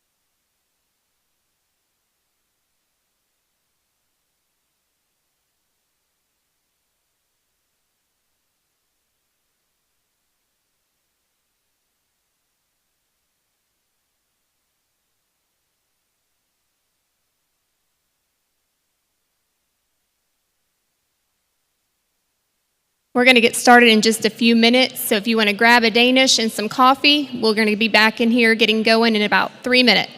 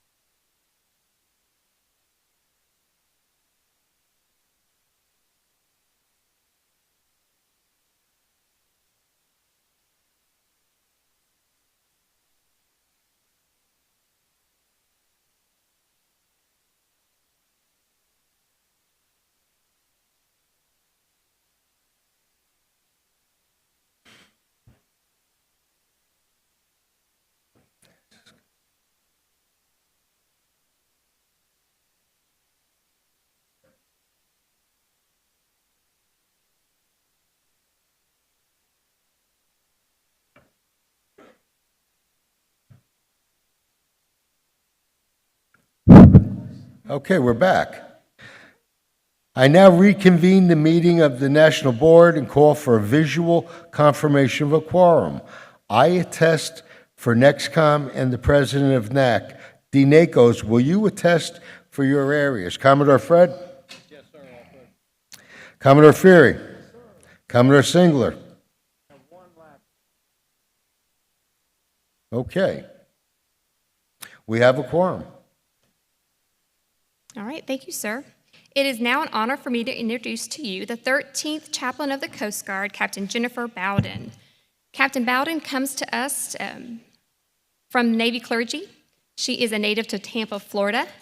She received her Bachelor's of Science degree from MTSU, a Master's of Divinity degree from Emory University, and a Doctorate of Ministry from Wesley Seminary, Washington, D.C. She is ordained through the United Methodist Church. Thank you, Captain Bowden. Thank you very much. Good morning. I thought for a minute I was going to have to pull out my Marine Corps voice, but I'm very glad to be back with the Coast Guard, who will use microphones willingly. So, good morning, Commodore Formato, Coast Guard senior leaders, and auxiliary leadership.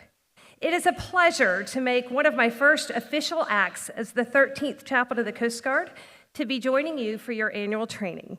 Our auxiliary chaplains are a vital link between strengthening support and spiritual readiness within our Coast Guard, and I'm excited to share and outline how they are contributing daily to operational readiness. Currently, the ACS program has 111 chaplains, as we heard yesterday. We have identified a need for an additional 81 ACS chaplains to cover critical remote Coast Guard unit locations. Excuse me, I ask for your support in helping us to recruit these additional chaplains from your communities and auxiliary membership. Second, the ACS program, like the auxiliary, is very diverse in its membership. For example, some of our chaplains are from 32 religious denominations from the Protestant, Catholic, and Jewish faith groups, with 88 male and 11 female chaplains. This diversity helps our chaplains provide point-of-need care to all of our sentinels and family members, regardless of their background and upbringing. Third, our ACS chaplains are sharpening their skills through training regularly. They have a 90.5% mandatory compliance rate on 11 training courses following their selection as a chaplain, plus an ongoing annual evaluation from their Gold Side supervisory chaplain for program retention. I understand the ACS program is the only auxiliary program to have this requirement, and I'm pleased for our compliance rate for the training. Fourth, the ACS program is quickly expanding their scope of influence. This year, we had the first auxiliarist chaplain, Isaac Rosenberg, District 1, get underway for 17 days during Passover to support religious ministry aboard the USS Eisenhower CVN 69, while she conducted naval operations in the East Mediterranean. He not only provided for Jewish sailors, but augmented the embedded religious ministry team to support the entire crew. Having just arrived from being the man, train, equip chaplain for all the carriers and air wings in the Navy, I can speak to the powerful impact this interoperability offered to the Ike crew, and strongly expect to see more of this type of ACS engagement in the near future. Finally, I want to thank the program leadership and its chaplains for their constant dedication and support to our Coast Guard family over the past 7 years. This year alone, they have visited 1,493 Coast Guard units, visits that would not have occurred without this critical support program. During 2024, these selfless chaplains have traveled 55,315 accident-free miles and incurred $50,681 in personal expense. We are invested in seeking ways to reimburse these personal expenses. Committed, 100%. Yes. I cannot stress enough how valuable these contributions are to our Coast Guard mission readiness. Today, military chaplains around the sea services are experiencing unprecedented requests for chaplains to speak into tragedy, loss, and disaster. They are invited into celebrations, promotions, and the challenges of daily life. We are able to achieve this in the Coast Guard because of our incredible team of active, reserve, and auxiliary chaplains and their leadership. I would like to take a moment and thank Dr. Phil Poole for his exemplary leadership for the past 7 years. His passion, dedication to duty, and selfless sacrifice has allowed the ACS program to blossom into what we see today, and I know it will continue into the future. Please stand up, Dr. Poole. Thank you. Thank you.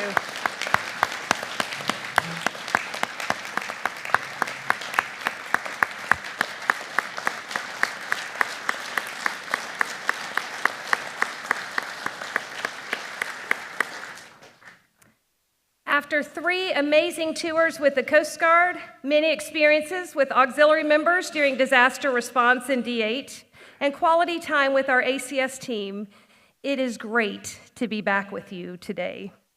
I look forward to fostering my relationship with you, the auxiliary leadership, and to supporting our ACS through participating annually with you through NACON and N-Train conferences. As a small token of my appreciation, I'd like to invite Chaplain Poole to join me as we formally recognize some of our ACS chaplains.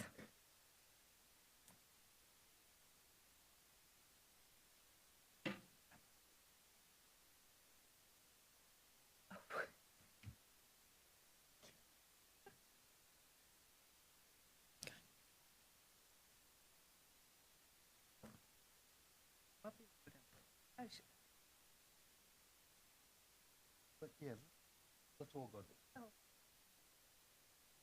We're gonna go. There you go. No, I mean, are you going to speak? Perfect.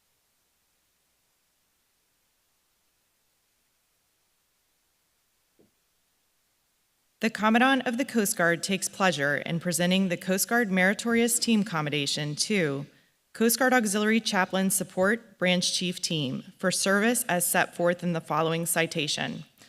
For exemplary meritorious service from November 2022 to August 2024 while serving on the Auxiliary Chaplain Support Branch Chief Team, the team helped ensure for the 7th consecutive year record-setting numbers of chaplain operational support hours to Coast Guard active duty reservists and government civilians and their dependents. By working closely with the chaplain of the Coast Guard, area, district, sectors, active duty chaplains, and G-Directorate leadership, the team ensured unprecedented success in the chaplain recruiting and chaplain ministerial support mission to Coast Guard families. The dedication, pride, and professionalism displayed by the Auxiliary Chaplain Support Chief Team are in keeping with the highest traditions of the United States Coast Guard and the United States Coast Guard Auxiliary. For the Commandant, Jennifer D. Bowden, Captain, U.S. Coast Guard.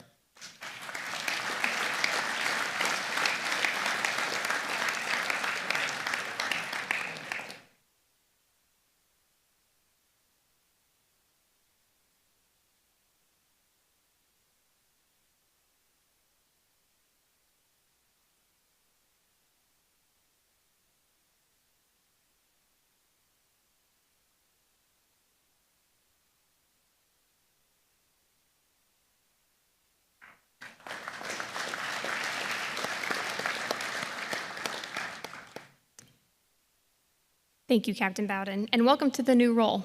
Glad to have you. It is now my pleasure to introduce to you, all the way from the Philippines, the Philippine Coast Guard Auxiliary Director of International Affairs, Rear Admiral De La Pena.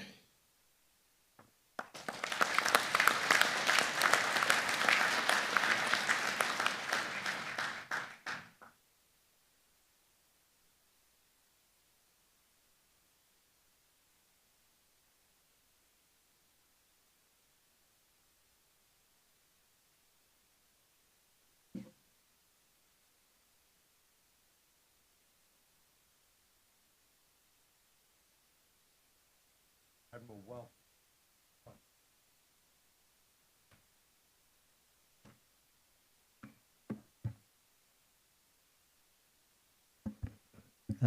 Good morning to everyone. To our National Commodore, Gus Farmato, National Commodore-elect Mary Kirkwood, to Admiral Schofield, the District Commander of District 7, and Admiral Arquin, the Assistant Commandant for Prevention Policy. Thank you very much for inviting us over and keeping us, well aware of how we can improve ourselves. We have with us 19-member delegation from the Philippine Coast Guard Auxiliary.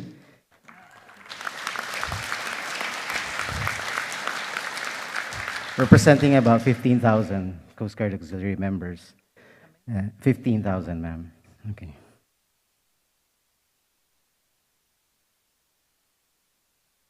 The Philippine Coast Guard Auxiliary was established in February of 1972, and in 2009, by virtue of Republic Act 9993, we were integrated and by virtue of law became an organization that has military, paramilitary standards, and under the direct supervision of the Coast Guard Commandant. I'd like to acknowledge the Deputy Chief of the Coast Guard Staff from our active duty, Captain Rejani D. She's representing the Philippine Commandant, Admiral Ronnie Gaban.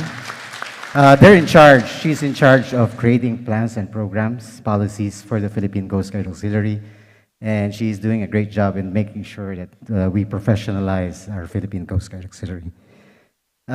Most of us are civilian volunteers, just like the United States Coast Guard Auxiliary, and we have core four functions,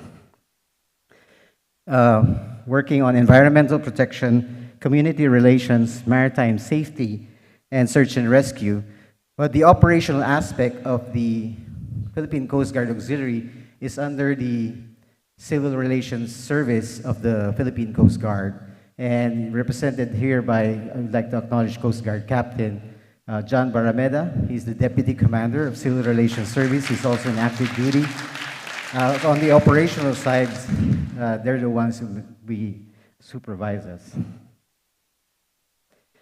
For environmental protection, these are the four core functions, as mentioned: environmental protection, community relations, maritime safety, and search and rescue.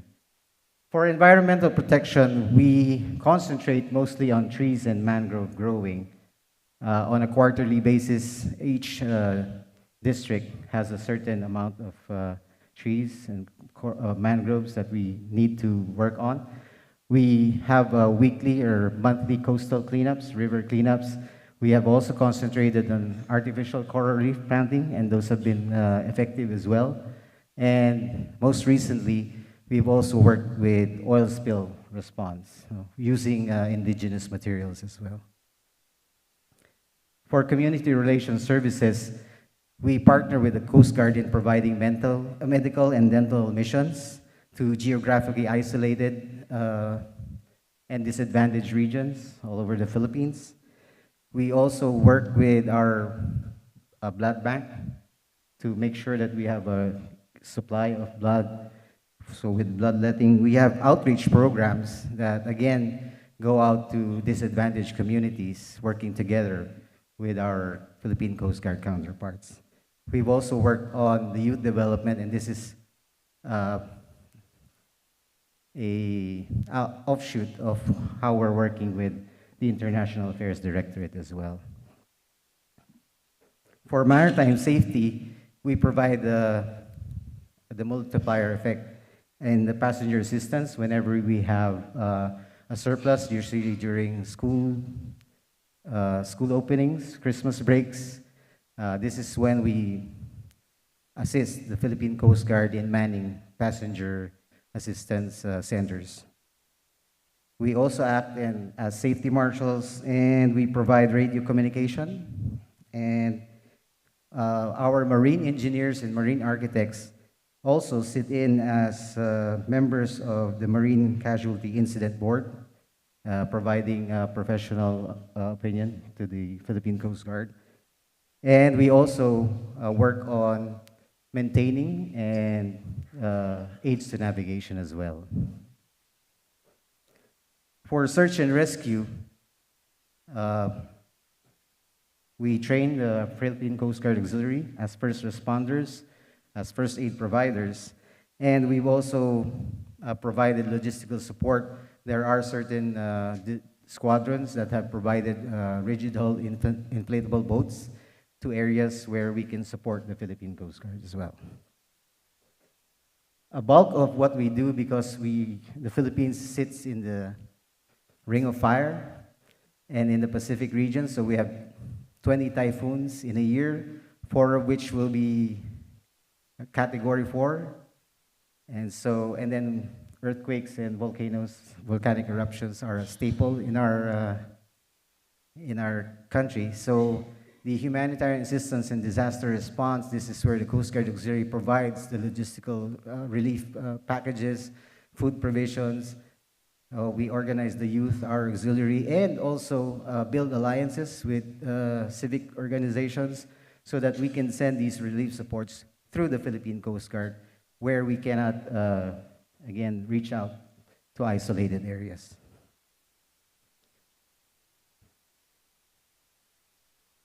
From what we have taken from the International Affairs Division, we've also done initiatives where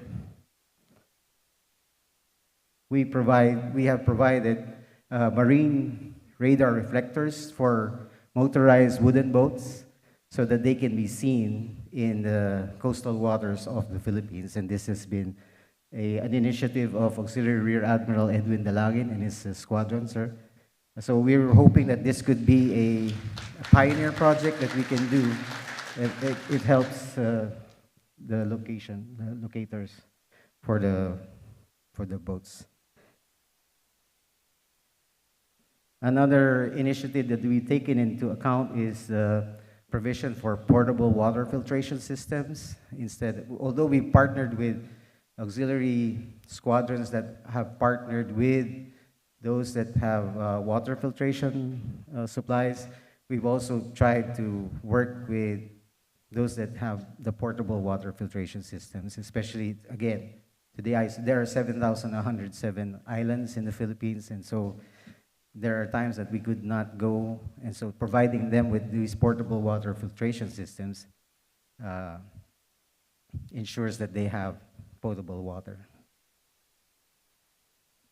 We've also worked on reef installations so that our coral flora and fauna are thriving in the Philippines. And then most recently, we've utilized improvised and indigenous materials so that we have just about last week, a couple of weeks ago, we had 3 incidents that caused the oil spill, and we utilized the Coast Guard Auxiliary to respond right away. We've also taken another initiative in providing community centers, again in the isolated areas, where we train the Coast Guard, the CRGs, the Civil Relations Groups. I work for a school, a Pioneer Montessori school, so we teach the response groups, the active duty response groups that are in the area to provide education, at least primary education, to, again, disadvantaged communities. And we help refurbish those community centers as well.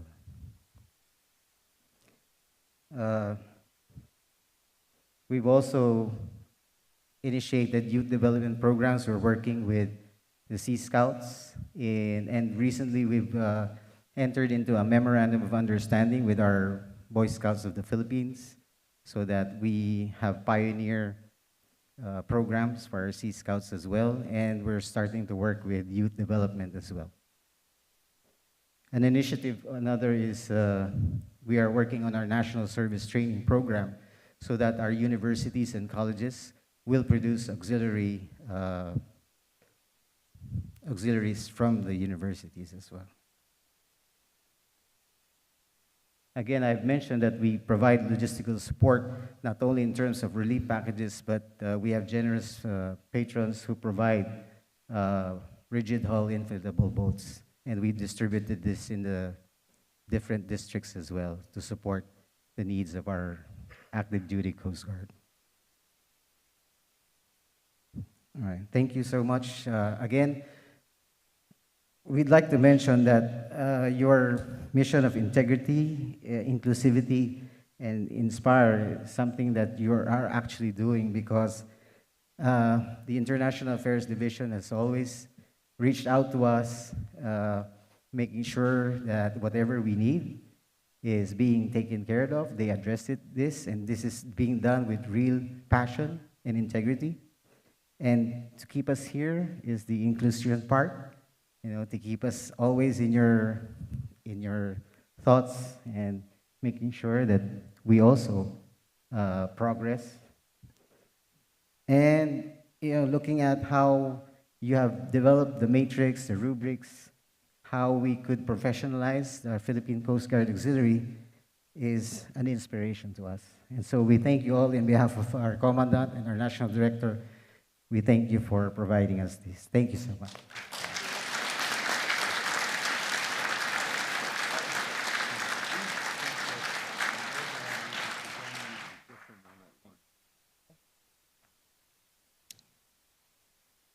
Thank you, Admiral.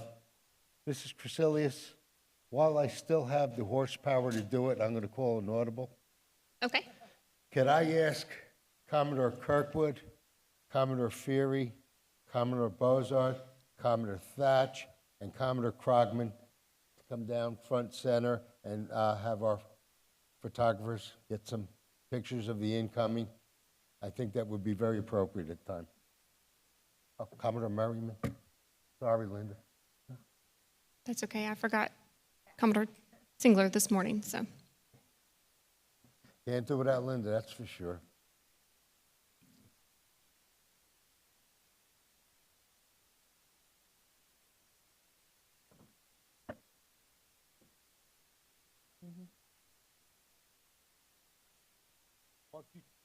You're in charge. Tell them how you want it.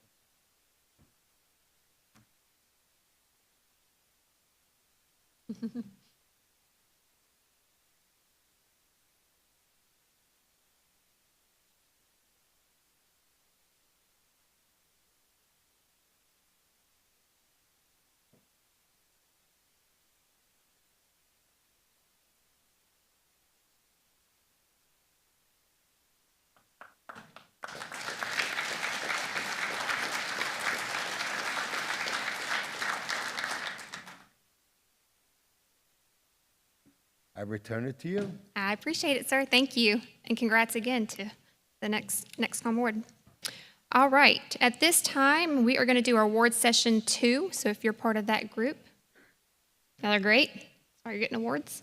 Commander Weiss, please join me at the podium. And Admirals, Captain, Commodore, if y'all don't mind to come to the front for the awards presentation, please. I'm going to try something different. I'm going to try going down this side.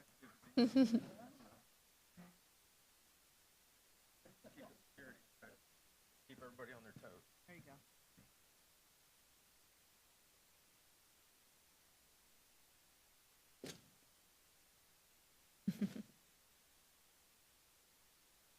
The Auxiliary Commendation Medal is awarded to auxiliarists in recognition of outstanding assistance that furthers any of the auxiliary's authorized activities except operations. The following awards are all signed by former Chief Director of Auxiliary, Captain Troy P. Glendie. Auxiliarist David Fuller, please come forward. Auxiliarist Fuller is being recognized for his performance of duty as Director of Public Education, where he led a team in editing the Auxiliary Boat America and boating skills and seamanship products to meet the requirements of the National Association of State Boating Law Administrators. Also, he upgraded the Instructor Development 2020 program to the Instructor Development 2024 program. Thank you, Auxiliarist Fuller.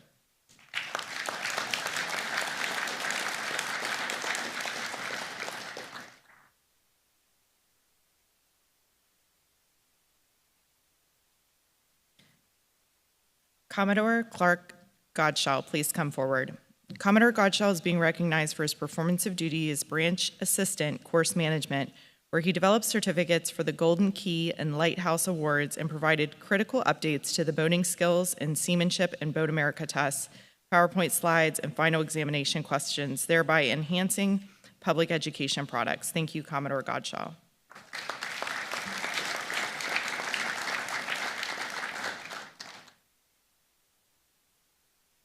Auxiliarist Daniel Jackish, please come forward. Auxiliary Jackish is being recognized for his performance of duty as Director, Emergency Management and Disaster Response, where he created a national training guide for emergency management courses, developed documents to assist members in qualification as Coast Guard agency representatives at emergency operation centers, producing a step-by-step career path guide. Thank you, Auxiliaris Chakish.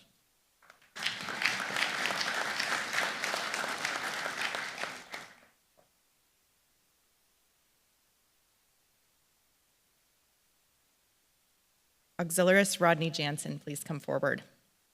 Auxiliaris Jansen is being recognized for his performance of duty as Branch Chief, Atlantic South Region, where he contributed over 800 hours, spearheaded the development of a diversity and inclusion calendar, and updated the Leadership Compendium Guide on the Directorate website. Thank you, Auxiliaris Jansen.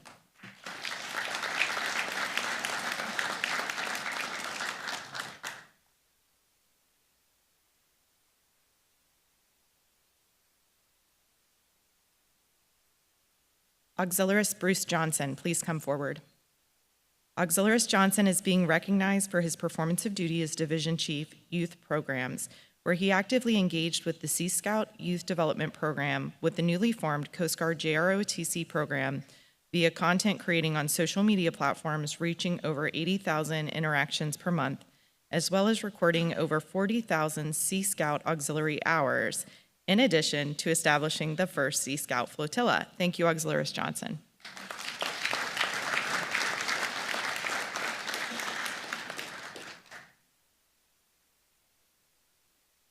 Auxiliaris Roland McDevitt, please come forward.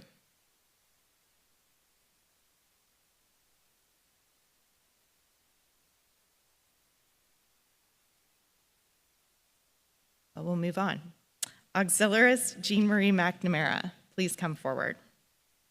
Auxiliaris McNamara is being recognized for her performance of duty as Director of Student Programs, where she collaborated with the Coast Guard Academy's Director of Admissions to add and train 50 new auxiliary partners, also expanding the Sea Scout program recruitment and social outreach through monthly TED Talks, in addition to supervising the Auxiliary University Program campus units. Thank you, Auxiliaris McNamara.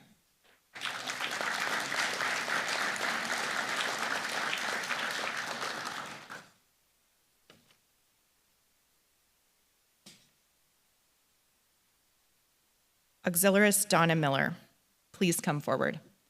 Auxiliaris Miller is being recognized for her performance of duty as Deputy Assistant National Commodore, Chief Financial Officer, where she guided the effective allocation of an operational budget of more than $500,000, significantly enhancing transparency and accountability by providing Deputy National Commodores access to an up-to-date budget and financial report platform. Thank you, Auxiliaris Miller.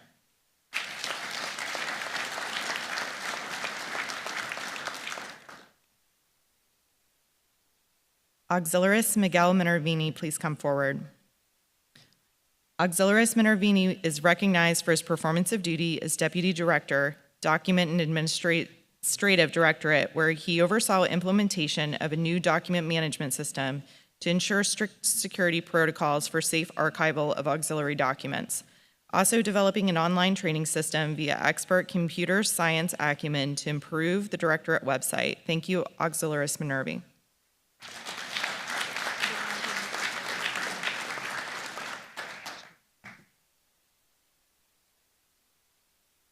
Auxiliaris Roland McDevitt. In appropriate uniform. Yes. Auxiliaris McDevitt is being recognized for his performance of duty as Division Chief, Paddlecraft Safety. We'll go on up there. Where he launched a series of videos describing the auxiliary paddlecraft program and its qualification processes, creating multiple academies to provide training experience to qualified auxiliaries for patrols, leading to an approximate 20% growth in qualified personnel. Thank you, Auxiliaris McDevitt.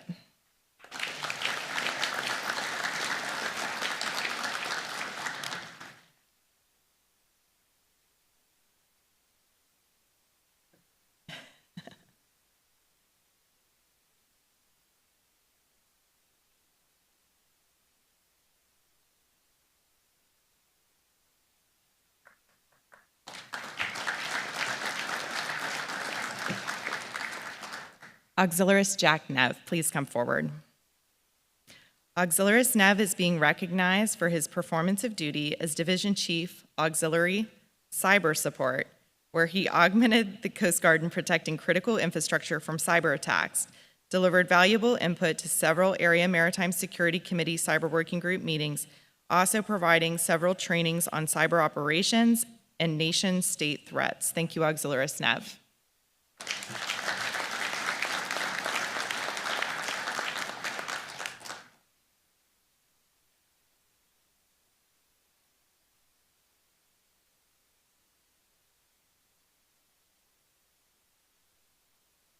Auxiliaris Thomas Niles, please come forward.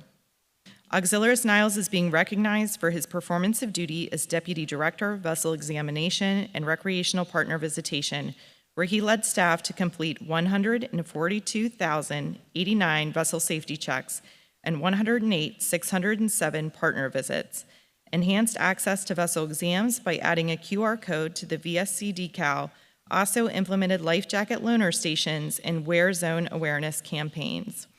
Thank you, Auxiliaris Niles.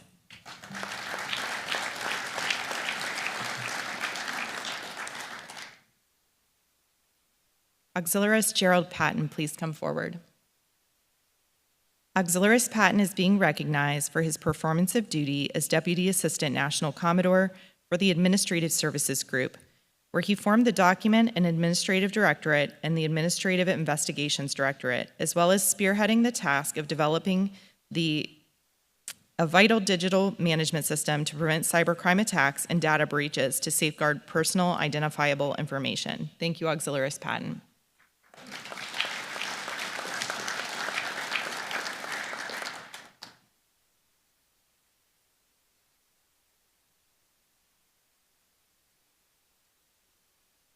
Auxiliaris Sean Peoples, please come forward. Auxiliaris Peoples is being recognized for his performance of duty as Director, Administrative Investigations, where he created and reviewed the Directorate's standard operating procedures and best practices guides in consultation with the Chief Legal Office of the Auxiliary, also implementing a new document management system and directly communicating with the Coast Guard Investigative Services. Thank you, Auxiliaris Peoples.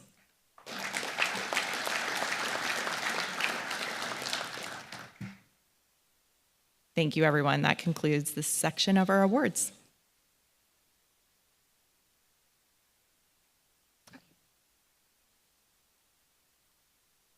Thank you.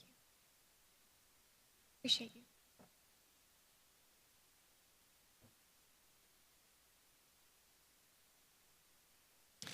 All right. Congratulations on those award winners. It is now my pleasure to introduce Commodore Dale Fajardo from the Coast Guard Association.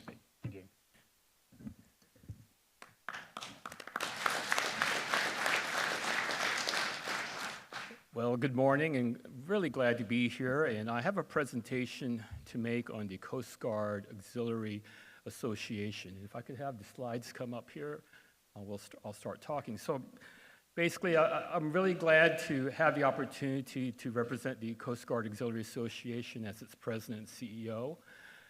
At least some background, very briefly, I joined the Coast Guard Auxiliary Association about 18 months ago, and I was elected as the president and CEO at the end of 2023.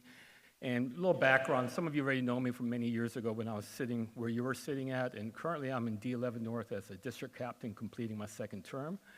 And with my background, basically, I was working with a large national medical society with a 501c6 and a C3 background. So hopefully that experience will be able to be put to good use with regards to the Coast Guard Auxiliary Association. The association itself, many of you hear about it, but when I've taught some classes at the Auxiliary Upper Level Officers course, not too many folks are really aware of what the association really does. And the goal of the association is to support the fiscal affairs of the Coast Guard Auxiliary as per the Commandant. So we're here to make sure that we help pay for, let's say, your trip coming out here if you have orders. We also provide tools and various items that we could support the auxiliary, so we could support, as a fellow auxiliary, support the Coast Guard itself. And many of you already visited our Auxiliary Association website, just have to put it in there. But I also want to recognize a number of auxiliaries in the room here are members of the Coast Guard Auxiliary Association. We have our Chief Marketing Officer, is Rick here? Rick, raise your hand right. He's our CMO. Donna Miller is our incoming Chief Financial Officer for next year. We also have, anyone else from the association here? We have board members also. We have, for example, Commodore Larry King. He's not here right now, but we also have our vice chair, Commodore Kirkwood, and Commodore Formato is our chair for the association. So we have a relationship with the auxiliary, and we want to make sure that we support you in what you do. As you're aware, there's something called Auxin Auxiliary Center, and if you're not where it's located right outside of St. Louis in Granite City, Illinois. And no one really had a chance to visit there, frankly. Coming into this role, I wanted to make sure we have an opportunity to do an audit of sorts of what's happening at the Auxiliary Center. So I had a chance last month to visit Granite City, Illinois. I flew out, took a red eye just to see the center and go in there, some pictures I took, and went inside. It's a nice facility with over 800 items, supplies for basically what you need for uniform items. From what I'm seeing, I've done pharmaceutical audits when I worked in the pharmaceutical industry, and from my observations, things are going quite well over there. It's a very well-run organization. So I was pleased to see that during my visit.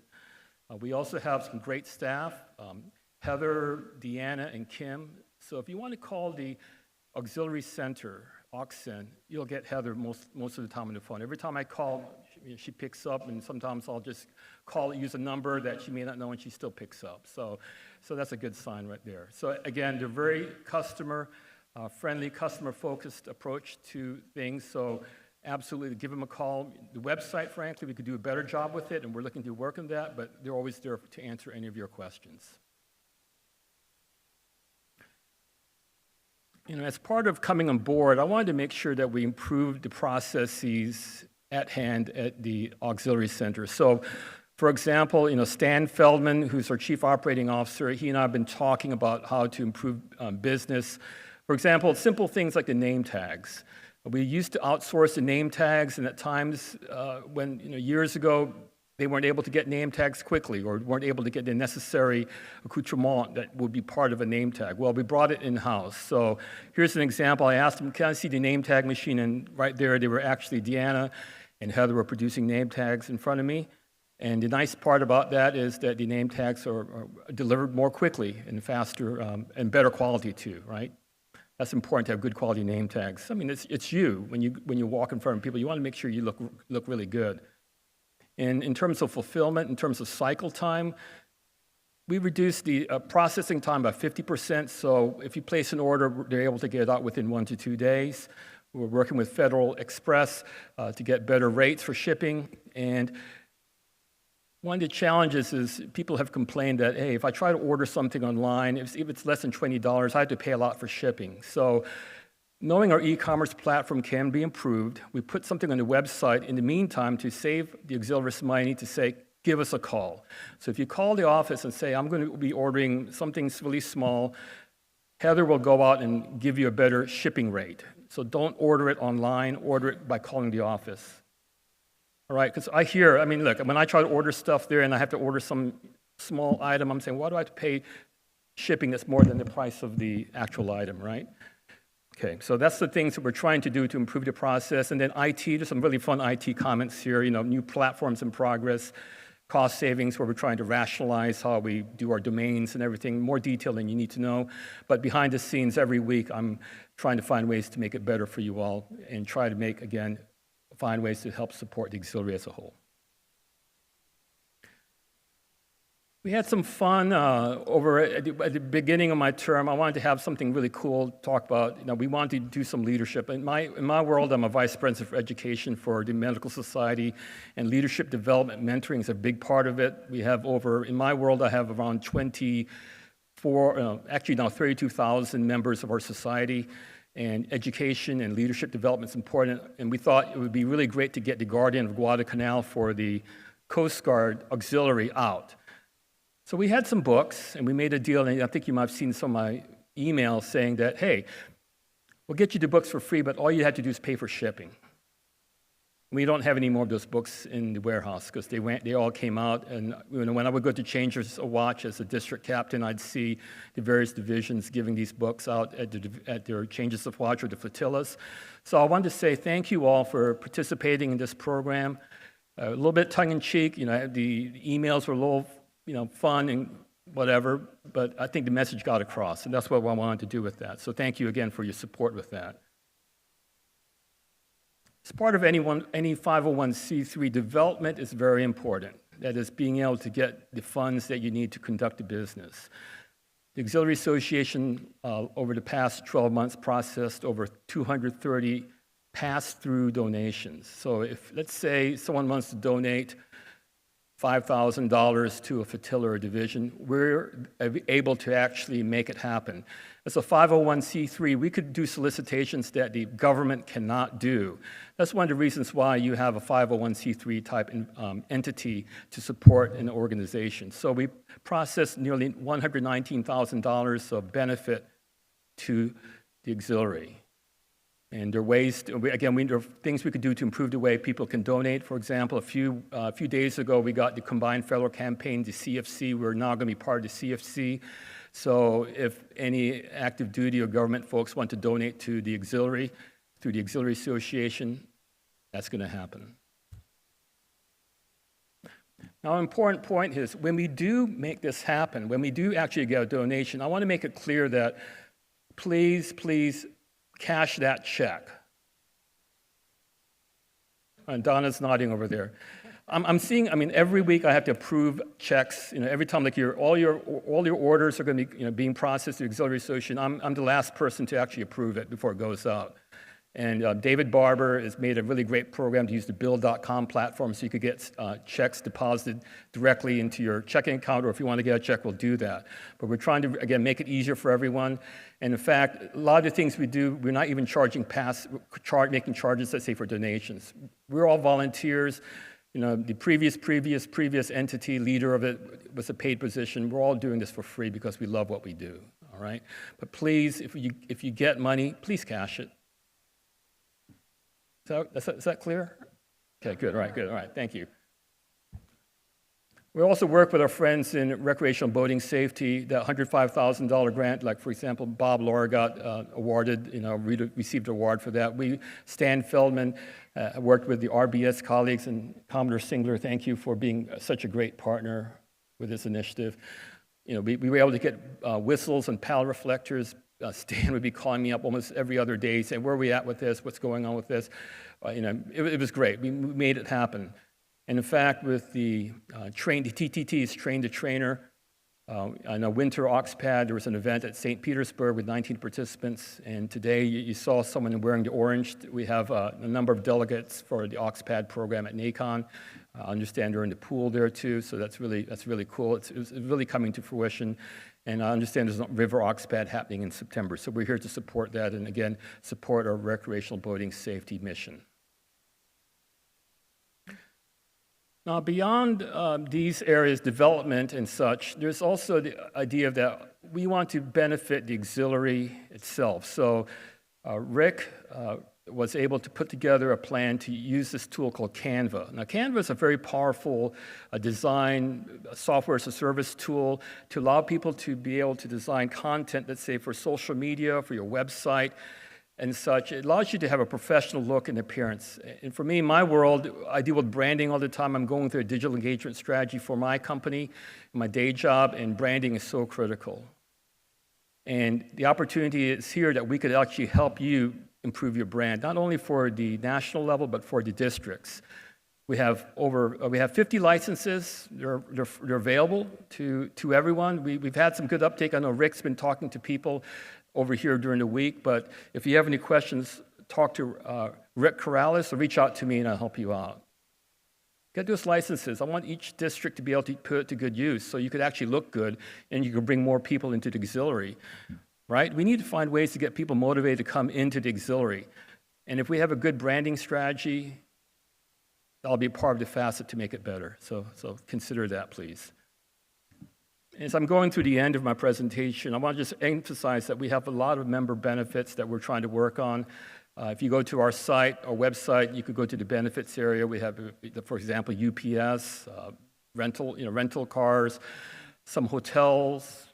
Hotels could be better. Okay, I get it. But we could do better in those areas as per such, Office Depot, ODP services. And we're not just laying back on our laurels, sitting back and doing our, whatever. We are actually making some really cool deals. For example, with AARP. Rick was able to set up a deal with them to get 2-year memberships at a highly discounted rate of $20. So the thing about AARP is people think, oh, you have to be a certain age to be part of AARP. You absolutely do not. You could be 18 years old and join AARP. So if you pay $20, you get into AARP, you get all the discounts that you need, and it may not be good. It might not be a bad idea if you're 18 to know about retiring, becoming prepared, and making finding ways to save for your future. But AARP is a great program we came up together with. This past week, we got Lenovo. We set up a 50% off deal. So let's say, I know some places where I live in California, school's already started, but if you do have kids or whatever, you might need to get a computer, you could get 50% off the retail rate. Pretty good. What's that? 50. 50% for certain. Is that correct, Rick? Up to 50%. Okay, he's putting the marketing caveat there. Up to 50%. Okay. So the other area, just a couple of days ago, talking with our general counsel, we were able to sign a relationship with Safe Harbor Marinas, where if you're showing that you're a member of the Auxiliary Association, because you're an auxiliarist, you could get a fuel discount of 50 cents per gallon. 50 cents per gallon off the retail rate that they show on the area, correct?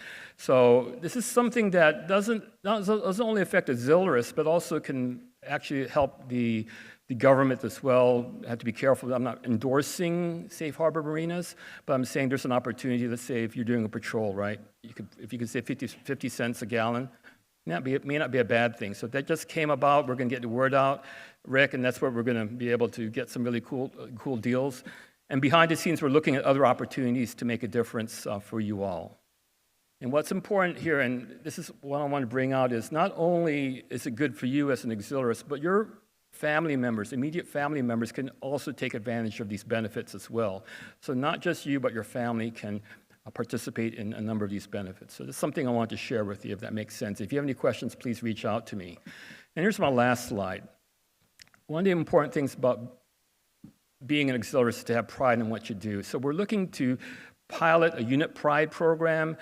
Let's say for Flotilla Pride, it shows members can purchase clothing through 511.org. We looked at different suppliers and vendors, and basically, Stephen Buston, who's on our board of directors, has been working on this program where you could use an approved logo on 511 clothing. Again, the thing about 511 is the quality is quite good. They've been willing to bend over backwards with us to have a program where they'll do all the work. It's almost turnkey, as one would say. And for me, I don't have to have inventory in the warehouse, but you could work with them. So we're working on this right now. We're doing a test run, a beta test with 3 flotillas in District 11 North. And again, the vision is if this goes really well, it could be used for the districts, national divisions, and whatever. So this is something that we're working on, and we're working on more things. There's some things behind the scenes I can't talk about yet, but maybe some really cool stuff will come out in the next few months. So with that, that's my presentation, and thank you so much for having me come up here. I'm very grateful. Thank you, brother. Oh, yes, I appreciate it, sir. Thank you. That's yours. Thank you. Appreciate it. Thank you, Commodore. All right, at this time, we are going to do our final award session for the morning. So if you are part of the next award session, if you will come over. And once again, I will ask the admirals, the captain, and the Commodore to come to the front I'm trying to decide which of side the to go podium. down this time. Why, you think my back is doing too good? Doing good.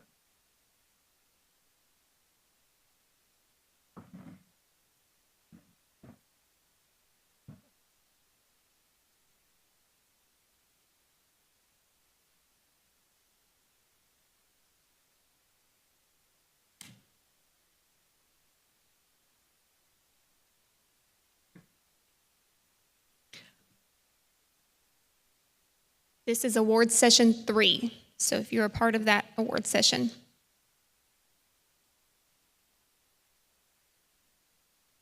Auxiliarist Kevin Redden, please come forward. Auxiliarist Redden is being recognized for his performance of duty as Director, Performance Management, where he supervised production of over 400 reports covering data visualization and analytic metrics on auxiliary membership, qualification, workloads, and facilities, enabling leaders to better gauge unit trends and focus areas for improvement and compliance via monthly progress reports. Thank you, Auxiliarist Redden.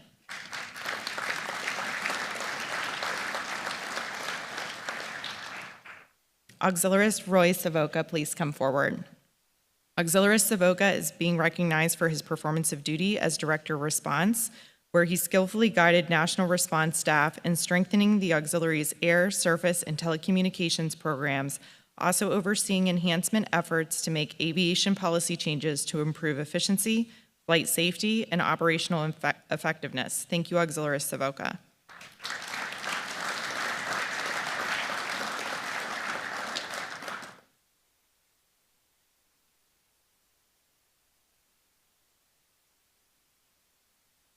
Commodore Catherine Slaybaugh, please come forward.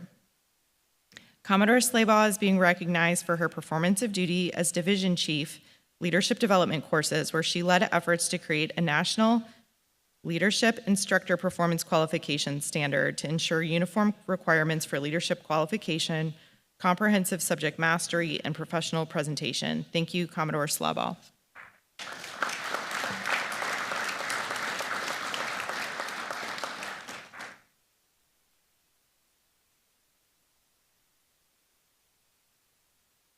Auxiliarist Bonifacio Taguding, please come forward.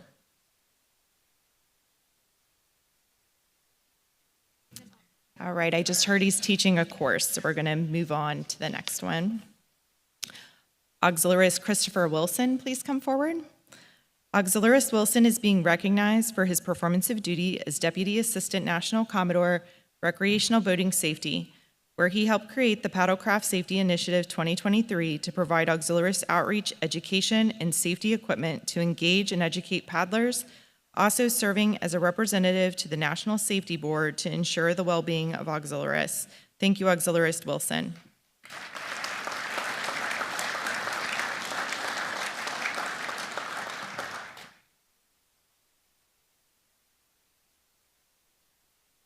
The Auxiliary Achievement Medal is awarded to auxiliarists in recognition of their sustained and superior professional and leadership achievements in administration or operations. The following awards are all signed by former Chief Director of Auxiliary, Captain Troy P. Glendy. Auxiliarist Christopher Barker, please come forward.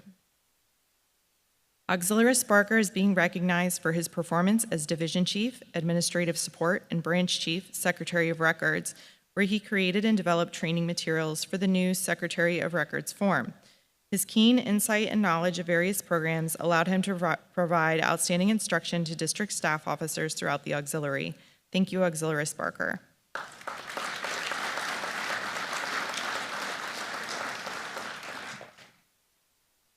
Auxiliarist Stefan Bilowski, please come forward.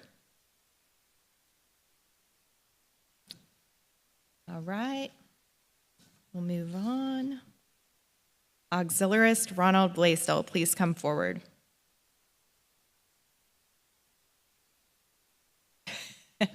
Okay, we'll move along.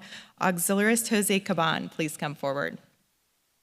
Auxiliarist Caban is being recognized for his performance as Division Chief International Outreach, where he significantly strengthened the auxiliary's relationships with partner nations and their auxiliary organizations in recognition of the region's growing strategic importance. Thank you, Auxiliarist Caban.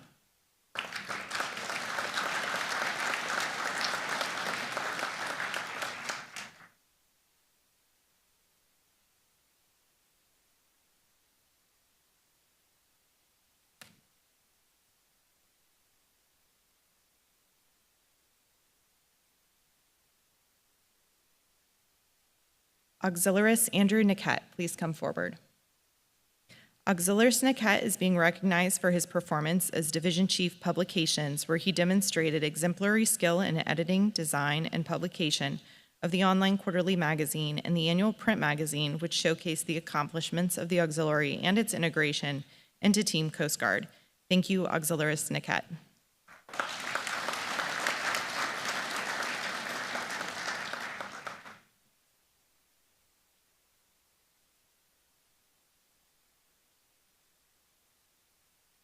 Auxiliaris James Wolfe, please come forward. Auxiliaris Wolfe is being recognized for 2 awards, and I'll read them one after the other.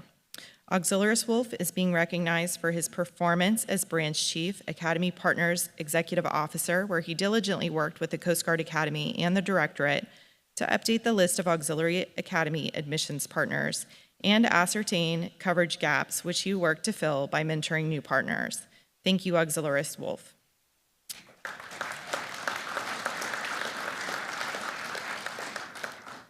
And for the next award, Auxiliaris Wolfe is also being recognized for his performance as Branch Chief, Web Standards and Compliance, where he reviewed over 115 individual district, division, and flotilla websites for compliance with the national checklists and policies, resulting in the resolution of many discrepancies in the auxiliary's internet presence. Thank you, Auxiliaris Wolfe.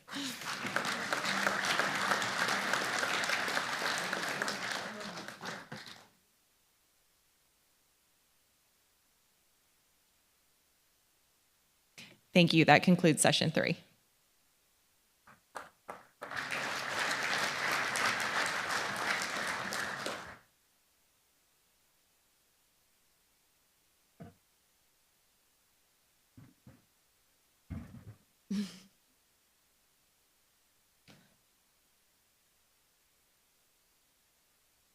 All right.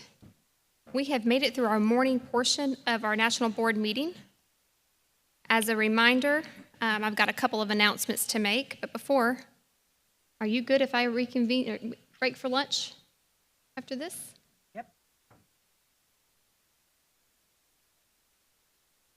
Yeah, I have it right here. You're the best. Gotcha. All right. I do have some announcements. I'm at the first one. If you have seen when you came in, the back table that's in the back, all the items on that table were presented to Commodore Formato on behalf of the auxiliary at the ceremony in Coast Guard headquarters by Rear Admiral Arquin on June 20th. Back there, you'll see the 85th anniversary of the Coast Guard Auxiliary Letter of Appreciation from President Biden.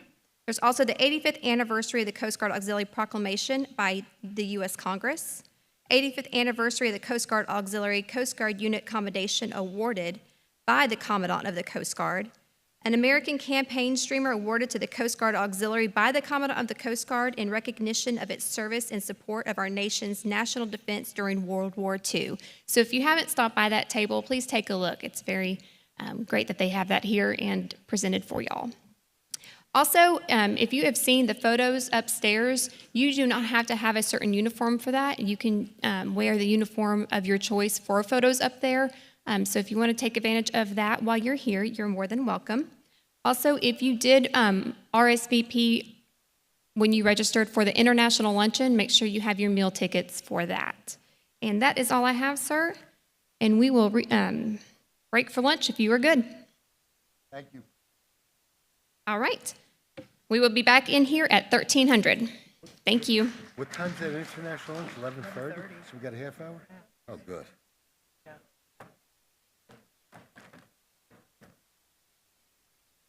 Yes, we do.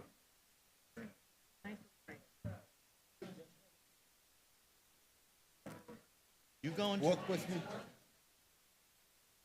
Yes, sir. I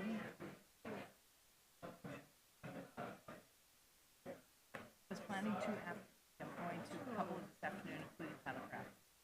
Yeah, hopefully, yeah. Where are they at now? Are they at the pool now? Yeah. I got one. John Kelly. So if we get done, yeah, we'll try and make it.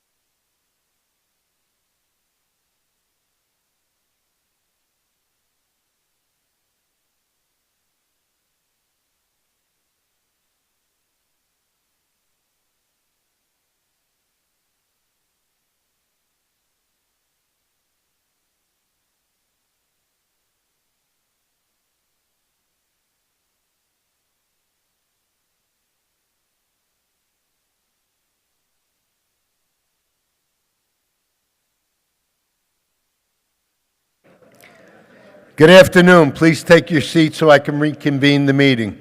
Thank you.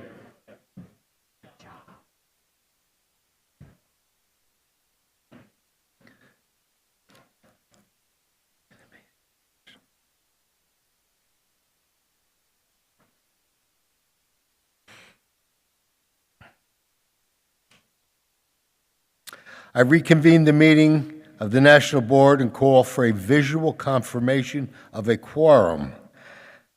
I attest for the NEXCOM and President of NAC. The NACOs will attest for their areas. Commodore Fred. Yes, sir. Commodore Feary. Commodore Singler. We have a quorum.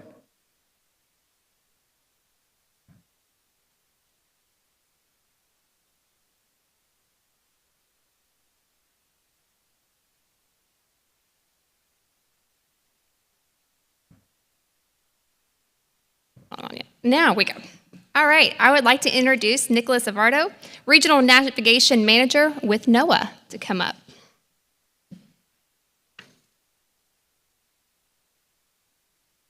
Come here. Good afternoon, ladies and gentlemen. As I was introduced, my name is Nicholas Alvarado. I'm the Regional Navigation Manager for South Florida and U.S. Caribbean waters. So that encompasses from south of Tallahassee, St. Mark's, all the way around the peninsula to Fort Pierce, and then I hand that jurisdiction over to my other colleague, Kyle Ward. But if you have any questions about charting discrepancies or charting in general, I have a presentation that is happening right now that I'm going to dash off to after this introduction. And I'm here all weekend, so if you see me, if you have any questions, please don't hesitate to stop and ask me whatever you want. I will do what I can to answer your question as best I can. If I can't answer it, I will find an answer for you before the end of the conference. And again, I'll be talking about our ENCs, our electronic navigational charts, our chart updates, the sunsetting of the raster charts, how to print your own charts using our NOAA custom chart tool on our webpage. I'll show you how to do that. I'll also show you how to turn your smartphone or tablet into an electronic navigational chart viewer that taps into the NOAA bathymetry with all the most recent updates that we have. That includes the local notices to mariners from the Coast Guard. So you can turn, if you're doing all of your navigation within inland waters where you still have cell phone signal, if there's a discrepancy between your chart plotter, you can actually double check with our NOAA charts right away. Especially if you don't have Live Captain or something equivalent where it does regular updates to your chart plotter, you might have antiquated data. That might be a safety issue. And then all sorts of other products that NOAA has, especially with the hurricane season that we're currently in.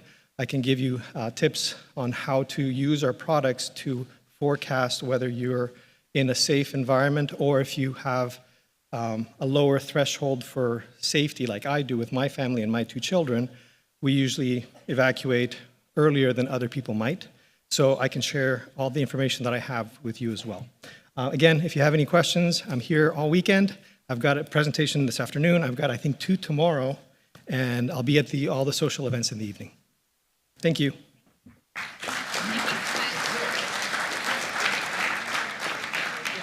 Oh.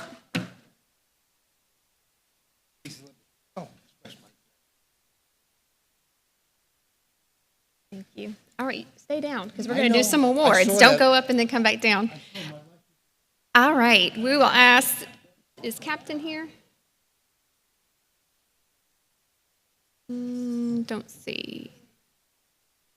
Okay, we'll have the admirals come down. We're going to do our next session of awards, session 4. So if you're part of that session, if you can come get lined up over here, that would be great.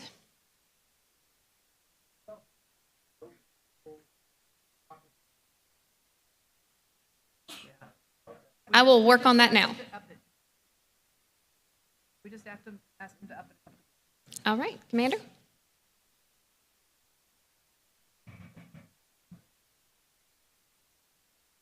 All right, so we're going to start off with an Auxiliary Accommodation Medal. This is from earlier.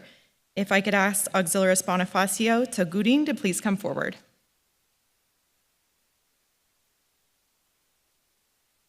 Auxiliaris Tagudin is being recognized for his performance of duty as Branch Chief Paddlecraft Safety Ashore where he led multiple safety patrols on the Potomac River to engage both auxiliarists and the recreational boating public, sharing his skills nationally, collaborating to develop presentation materials, leading and assisting in online workshops, and supporting members in districts where paddlecraft programs were not established. Thank you, Auxiliarist Taguding.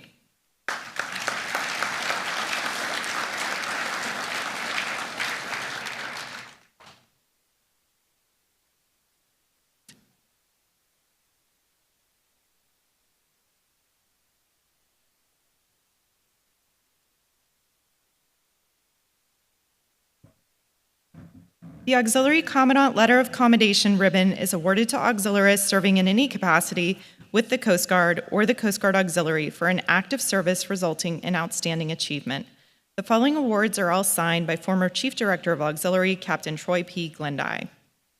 Auxiliarist Ramiro Antorcha, please come forward. I'm sorry, I'm hearing he's not here. We'll move on to the next. Auxiliarist David Cabral, please come forward. Auxiliarist Cabral is being recognized for his performance of duty as Branch Chief of Interpreter Deployment East and as Division Chief of Interpreter Deployment, where he utilized his skill set with AUX Data 2 and the Coast Guard Electronic Travel System to work with active duty and outside agencies to coordinate travel and deployments for auxiliary interpreters. Thank you, Auxiliarist Cabral.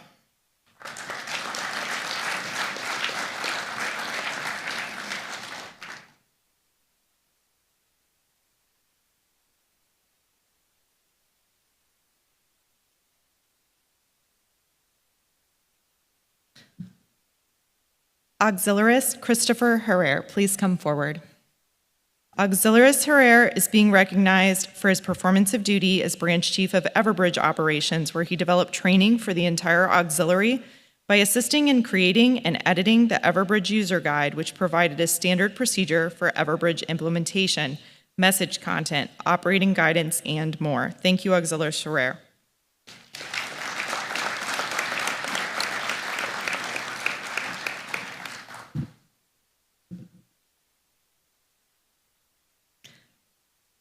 Auxiliarist Carl Henning, please come forward.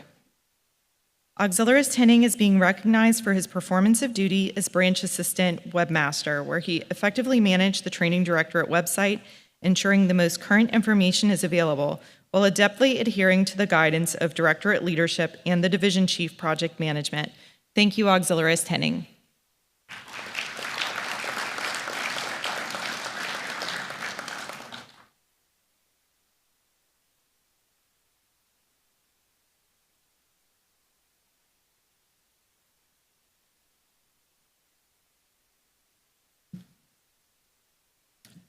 Auxiliarist Don Muller.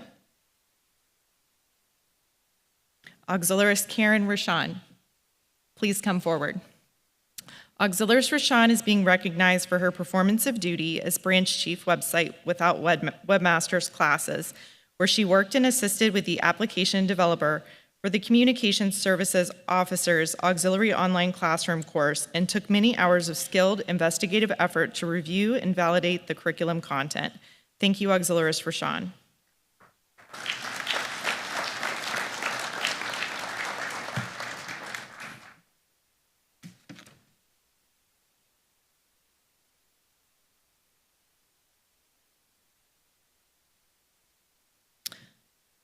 Auxiliarist Chester Williams. Here. Auxiliarist Harold McCarter.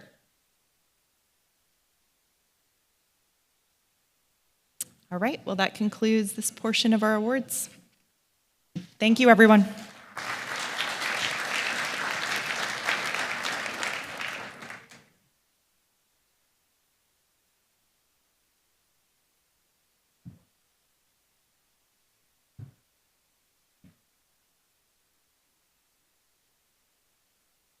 All right, at this time, I'd like to introduce to you from Coast Guard Mutual Assistance Office, Master Chief Petty Officer Jason Wong, U.S. Coast Guard, retired.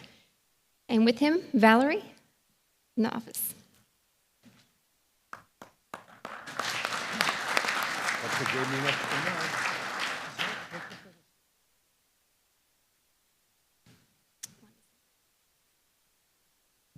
Well, Well, good afternoon, ladies and gentlemen. My name is Jason Wong. I'm the Chief Operating Officer for Coast Guard Mutual Assistance and Acting Chief Executive Officer. I'm joined by my colleague, Valerie Stanley, who's our Outreach and Volunteer Coordinator. So thank you so much for this opportunity to be here today. I am extremely honored to be among a dedicated group of individuals that just give so much to the Coast Guard community. But before I dive in, let me just ask by show of hands, how many of you have heard of Coast Guard Mutual Assistance? Oh, wow, great, fantastic. Okay, how many of you have actually used Coast Guard Mutual Assistance? Great, thank you. Okay, so I'm gonna provide a quick overview and then introduce Valerie. So for those of you that don't know about Coast Guard Mutual Assistance, so who are we? We're the Coast Guard's official military aid society, recognized as the nonprofit organization that provides financial assistance to the entire Coast Guard community in times of need. As you see on the slide, we're a 501c3 nonprofit organization. We're celebrating 100 years of dedicated service this year in November to our Coast Guard community, and we're going to do this big celebration in DC for it, so we'll be sending out those invitations here shortly. And it is a place to get an interest-free loan or grant, even if you don't donate into CGMA. And we like to be a beacon of hope in times of trouble. So really, we stand in the gap of financial assistance when our folks need it the most, and we want to intervene and be reached out to before a small problem becomes a big problem. So who's eligible? So we serve the active duty component, reservists, our civilian employees that are employed by the Coast Guard, our public health service officers, our chaplains, and yes, even auxiliaries. We're here for the entire Coast Guard community. And we bucket our assistance under 3 programs: disaster and emergency relief, day-to-day support, and education assistance. And instead of talking about these programs, I'll just share a couple stories. So for disaster assistance, this includes natural disasters and things like emergency travel. So far this year, we have provided over $200,000 in grants to families that were affected by Hurricane Beryl in Houston and Galveston, Texas, the storm that rolled through early last month. We're tracking assistance for Hurricane and Tropical Storm Debbie. There was some severe weather event in Cleveland, Ohio, with a bunch of tornadoes that touched down, knocked out power in a lot of that area. In Juneau, Alaska, the Mendenhall River flooded because of the glacier that melted, really flooded an entire subdivision. 15 Coast Guard families had to be evacuated. The river crested over 15 feet over the limit. We provided financial assistance and temporary housing. We're helping folks rebuild. And then the latest is Hurricane Ernesto, which impacted Puerto Rico yesterday afternoon. So that's disaster assistance. For education support, we have all different programs from grants to loans to help folks achieve their educational goals. And that's what we're all about, is providing assistance across all spectrums. And day-to-day support, that covers everything from car repairs, rental assistance, closing costs, so a number of programs that we do. And I wanted to share a story of one of your auxiliaries who's here today. I'm not sure if he's in the room right now, Andrew Niquette. He's a stage 4 cancer survivor. A few years ago, we gave him several thousands of dollars towards his cancer treatment in the form of grants because his insurance just didn't cover everything that he needed. And in fact, we use his photo and story quite a bit. So he was walking by the booth and saw himself, which is pretty neat. So we got one that was autographed by him. So that's the way we really impact our Coast Guard community, is any type of financial assistance, please reach out to us. we are here for you. And how are we funded? By you. Your donations help us help our service members. Just in the active duty component alone, we touch 1 in 7 active duty service members. We don't receive any government funding. All of our donations are through just generous donations from the Coast Guard community and occasionally from some of our big sponsors that give to the military. So at this point, I'm going to introduce Valerie Stanley, who's our volunteer and outreach coordinator, and she's done a wonderful job engaging with all of you and building connections for volunteers across the Coast Guard community, and many of you are here today, and she is passionate about making change and getting the word out about our services, so I'm going to stop there and introduce Valerie. Valerie? Thank you, Jason. Good afternoon, distinguished auxiliaries. It's a pleasure and an honor to be in your company today, and it is with great appreciation that I have the opportunity to announce an innovative collaboration that will strengthen the connection between the auxiliary and Coast Guard mutual assistance. So to build on what Mr. Wong just shared, CGMA is an organization that is by Coasties, for Coasties. Coast Guard people helping Coast Guard people. Our tagline is helping our own, and that's truly what we do. We are a small but mighty organization, only 14 people, and we serve a community, retirees, reservists, auxiliarists, community of 130,000 plus. But how can 14 people connect with 130,000 people? Are we communicating effectively so that all members, all of our constituents, know about the assistance that's provided, including the auxiliary? Do they know the difference between CGMA and the other nonprofit organizations that serve the Coast Guard? These are hard questions that we wrestled with.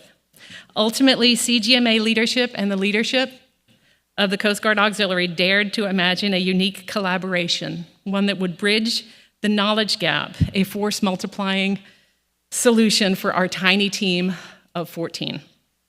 Together, we saw where the CGMA mission and the mission of the auxiliary aligned.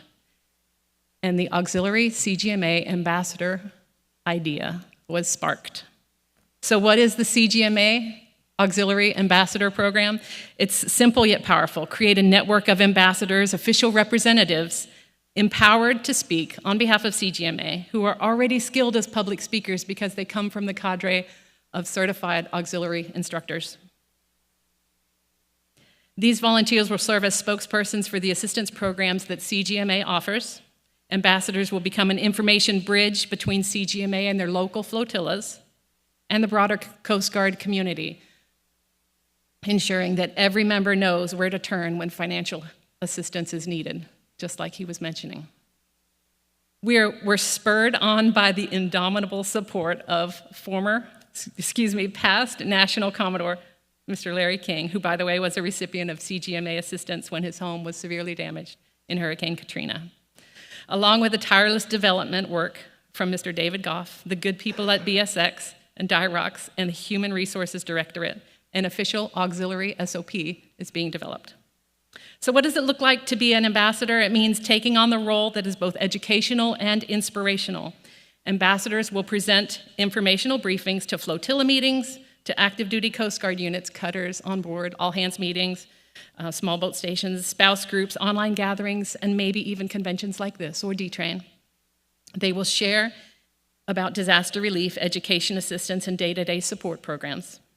They won't be involved in the details of any cases. They'll simply be local communicators, sharing the little bit about CGMA, using their AUX instructor qualifications and their natural abilities and some CGMA training to create meaningful moments. How will this impact you and your flotilla? That's another great question. Imagine every member of the Coast Guard community, every member of your flotilla being fully aware of the programs that CGMA provides and having the peace of mind that comes with knowing that in times of need there is someone you can turn to, one of our 14.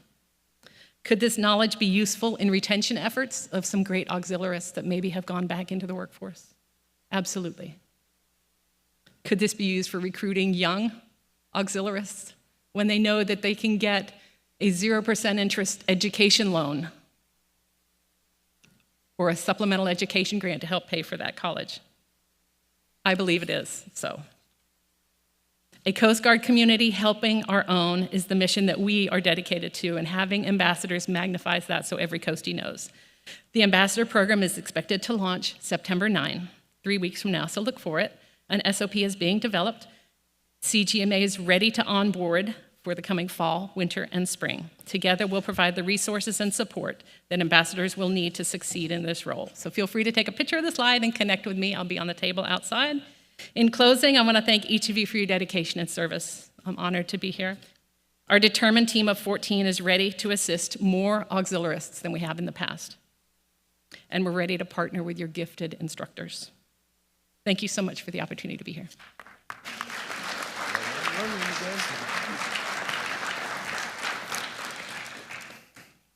So as I mentioned, we're celebrating a century of service, and I wanted to show a short clip of what we're doing as far as how we're going to advertise our century of service. So hopefully this video works. Every day, the U.S. Coast Guard defends our shores and protects our vital national interests. They serve our nation as they serve their families, with strength, determination, and compassion.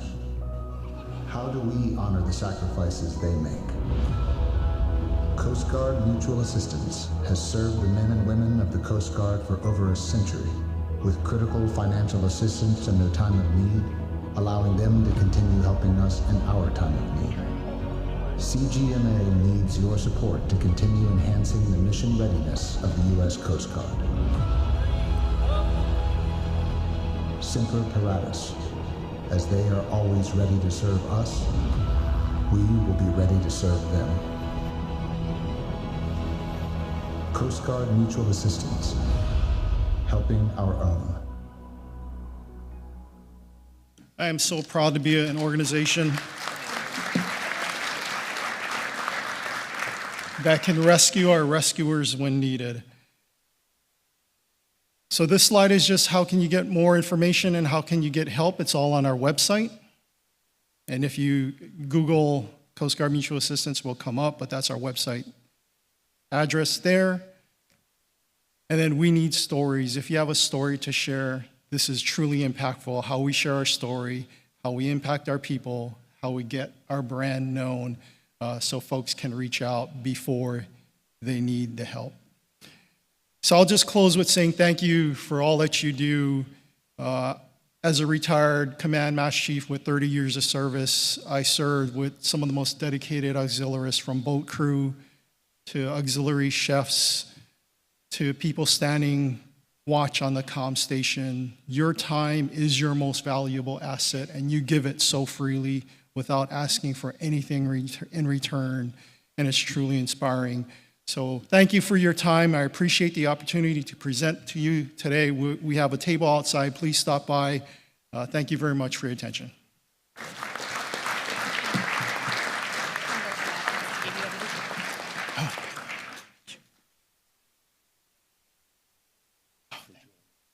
Honored to have you. Yeah, so much. Thank you, Jason and Valerie. What a great video. Yeah, you can go up. You can go up. Yeah, have a seat. Get comfortable. I would now like to introduce Rear Admiral Wayne Arquin, Commandant of Prevention Policy. Rear Admiral Arquin serves as Assistant Commandant of Prevention Policy and is responsible for the development of national policy, standards, and programs promoting marine safety, security, and environmental stewardships.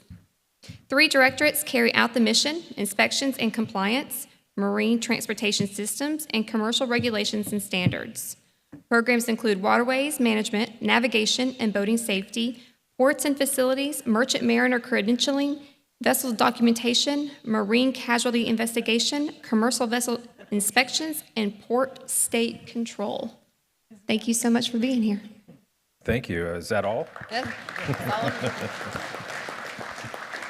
Well, good afternoon. I'm very happy to be back here, and some of you know that this is my fifth opportunity, really like fifth year of engaging from a leadership perspective with the Coast Guard Auxiliary. And every time I come and listen to the stories, listen to the awards, see the awards, and read about the things that, that our auxiliary does for us, I'm constantly amazed and inspired.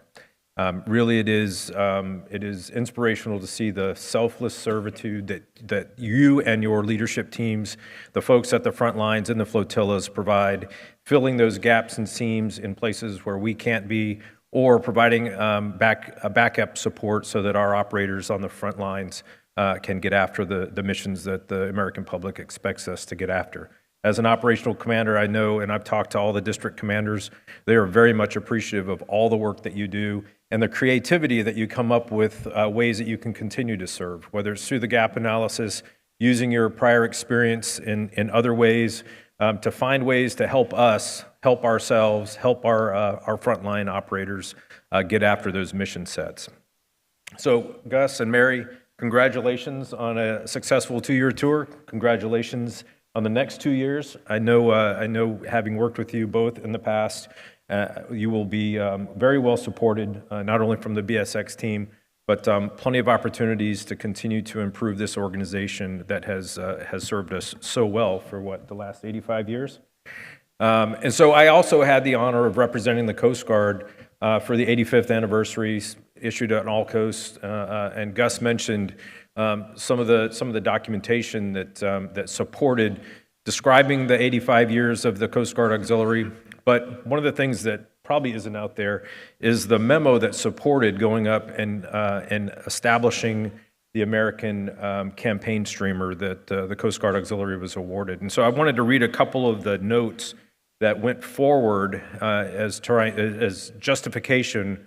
And I think it's pretty important to highlight because at the time, we were in the midst of World War II, and the Coast Guard Auxiliary really filled a niche for the nation to provide eyes and ears throughout the country. And what I'll read to you is a couple of the notes from operational commanders on the significance of the work that the Coast Guard Auxiliary at the time, the Coast Guard Reserve, which then transitioned to the Coast Guard Auxiliary. And I think it's important that that foundation, we can think about that today. Current geopolitical environments, as they are, may at some point require us to take on that same sort of a posture. And I think that the Coast Guard Auxiliary will play an important role in ensuring that we have those eyes and ears to protect our ports. My job as the Chief of Prevention, I say this all the time, if I do my job right, the Chief of Response is out of business, right? If I can prevent that bad thing from happening, then response is not necessary. However, Mother Nature and Murphy get a vote in that conversation, so we'll always need to be able to respond. But if I do things the right way and I get after that preventative action, then we don't put our crews in harm's way unnecessarily. And so a couple of notes that I think are worth pointing out as justification for that battle streamer. So following Pearl Harbor, auxiliary craft were offered literally by the thousands in all quarters of the United States. Originally, these men went out with their fleets in all weathers, in all conditions, to patrol various harbors, inlets, rivers, and bays, serving in their own boats.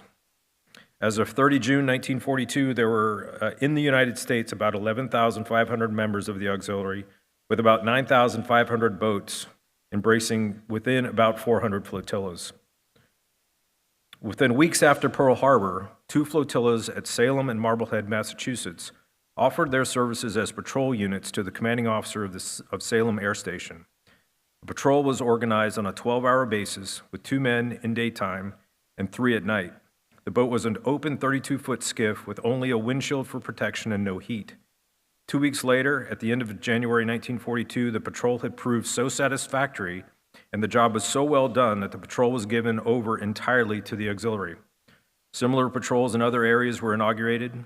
By the early summer, Boston Harbor was well patrolled by auxiliary craft. This may also be said of the harbors, inlets, rivers, and bays, and most coastal areas of the United States. That's not something that we would have been able to acquire through our acquisition directorate. 9,500 boats like that, people just pulled up and got after it.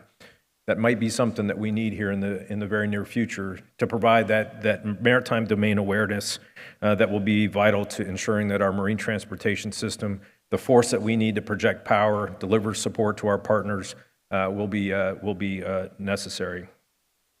I think when I think about the auxiliary, you routinely step in and fill gaps and seams where we are unable, right?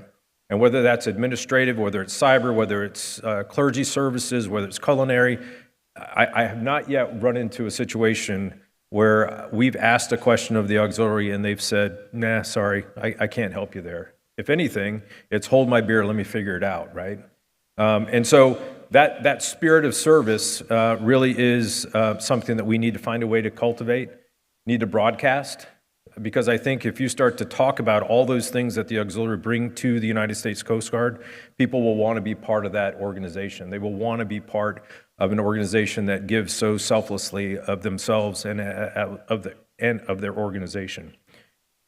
One last note, and so as a Coast Guard family, we are active duty, we are reserve, we are civilian, we are auxiliary.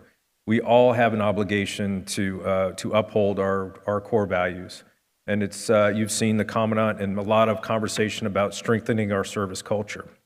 And there will be a lot of discussion, a lot of feedback, a lot of information being passed about how we're going to go about doing that. When I think of how we should do that, there's something we can each do right now today that doesn't require a new regulation, doesn't require a policy, it doesn't require any sort of new legislation from the Hill, and it's simply that we will always defend our core values. Right? It can be very difficult when you're in a situation where somebody's not being treated fairly, and people generally shy away from those uncomfortable conversations. When it comes to our core values, especially when it comes to respect, you have to be vocal, you have to be immediate, and you have to be intrusive when people are eroding our core values. Bystander intervention is something that we talk about, quite frankly, is really challenging to get people to want to step in when somebody's doing something. It sounds easy on the outside, but when it's happening in the midst of a group of folks, a lot of people I just don't want to get in the middle of that. We have got to have those tough conversations, be willing to have the moral courage to step in when somebody's not being treated fairly, not upholding our core values. And when I think about it, I think about defending that line in the sand with respect to our core values. Because if we don't defend it, then that line continues to erode, and we waste away our core values that are so dear to us, that are vitally important to everybody feeling valued and empowered to be part of this organization. The thing I'll leave you with is, if you fail to intervene when somebody is being treated unfairly, by definition, you're condoning that type of behavior. And so if you're not willing to step forward and prevent that kind of thing from happening, be vocal, then you are willing to be complicit in that type of behavior. And we each have an obligation, regardless of rank, regardless of active duty, civilian, reservist, auxiliarist, we each have an obligation to uphold those core values. So I implore you, when something like that happens, have the confidence and the courage and have everyone else's have their back when they do step forward, because there's strength in numbers. And we need to weed out those people that want to create that kind of a toxic environment. And the less they feel like they're empowered and to be able to continue that sort of behavior, the more we're going to run them out of the service, and the service will be better. And you can do that right now, today. It doesn't require any sort of edict from above. It's moral courage. So with that, I will be here, and the Commandant will be here tomorrow. Please engage her, as Admiral Schofield had mentioned. This is our opportunity, free shots on goal, and so very much interested in what we can do to help support your efforts to provide us with that selfless servitude. Very much appreciate all the work that you do, the leadership that you've provided, as well as the leadership that you will continue to provide, and the team that you've assembled to take the auxiliary into the next couple of years and into the future. So thanks again. Happy to be here, and if you see me around, please don't be shy. Give me a question or two, and I'll push it on to Captain Schmedeke and the team, and make sure that they are knocking it out of the park. Admiral, thank you so much. Oh, thank you. Very good. Thank you.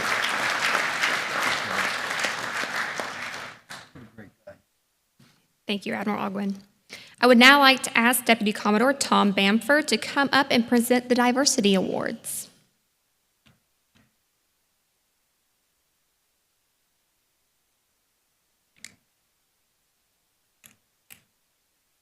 Good afternoon, all. I see nobody's fallen into the food comas yet. To me, this is one of my great passions about what we'll talk about here for a couple minutes. Some of you know the enthusiasm that I have for this program and the things that we plan on having down the road.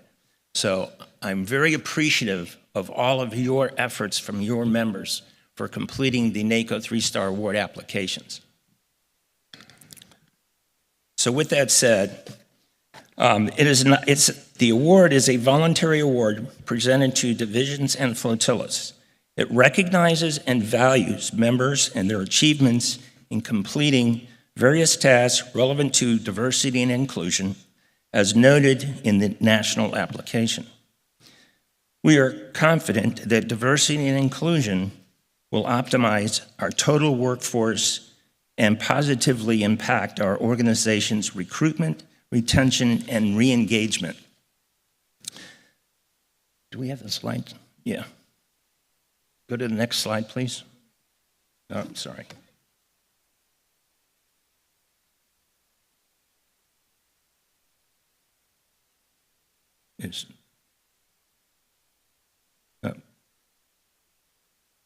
There we go.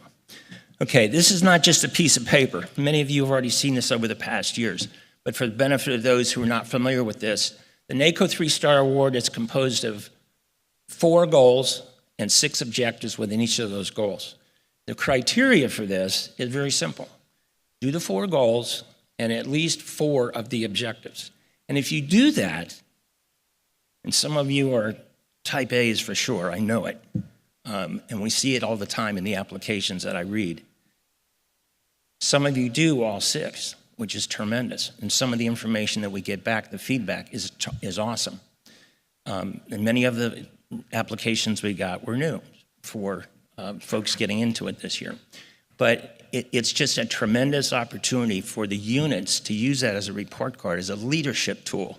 Because if you were to go through that, as any corporation would, for managing their folks, if you completed that and submitted it, you're recognizing the work your folks are doing, and that's what it's for. It gives you a guiding principle of how to help manage your units. So this year, as I mentioned yesterday, we added an incentive, and you'll see it in the packets we gave out to the Commodores earlier today, that you're going to see certificates in there in gold paper, silver paper, bronze paper, and in the normal beige paper that the certificates were printed on. Because we had the incentive for the bronze level for 3 consecutive awards from 2023, calendar year 2023 backwards, 4 and 5 years back is silver, and 6 and 7 years back is the gold. So we thank you for that. 482 units representing 56% of all auxiliary units applied for and received the award. Every district received at least 1 award. You know, I go back as far as 2013 when I first submitted as an FSO DV my first application. And it was tremendous to see our initial 33 recipients. And as time went on, we finally got to the point where every district actually got the award. We still kept growing. We kept growing. This year, 482 applications, the most we've ever done, 56% of all of the membership for the units and divisions and flotillas. And one division received 96% completion. So I'm going to ask the Commodores for the 3 that exceeded a great expectation that we were always hoping for everybody. But these 3 districts received 100% participation in applying and receiving the award present. 2 of them are the largest geographical areas and one of our most populated areas. So they are first, and this group is their 2nd year for receiving 100%. and that goes to Commodore Miriam Parrish.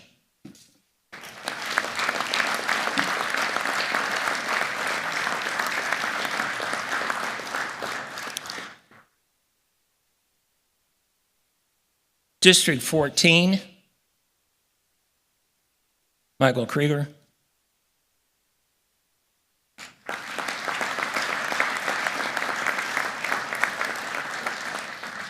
His team was the first this year to complete the 100% for the award. So we're grateful to the work that Matilda Rivera did with her team. So congratulations.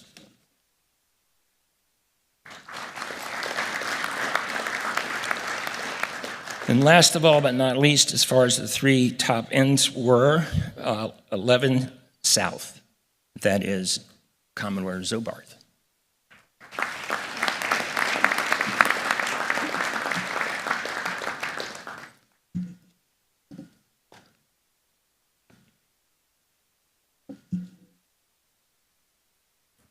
Okay.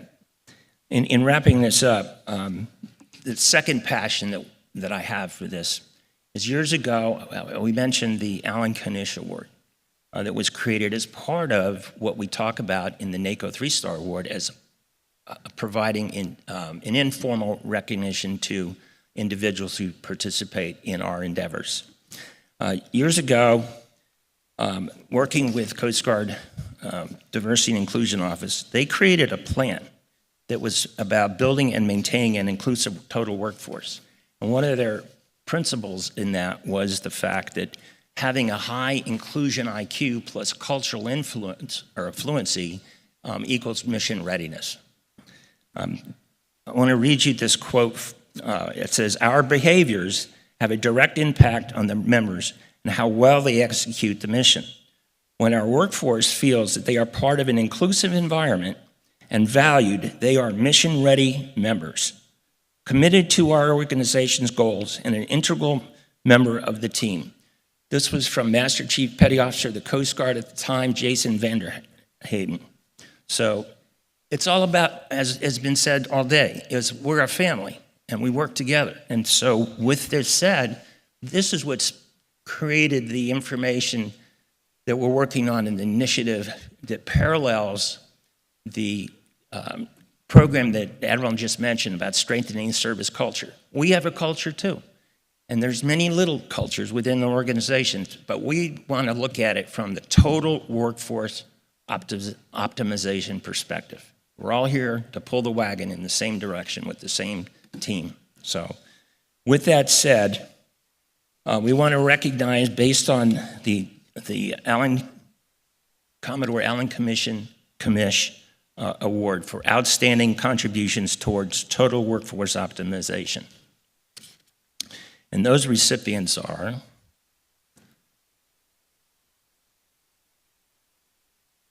I'll get to that. Here we go.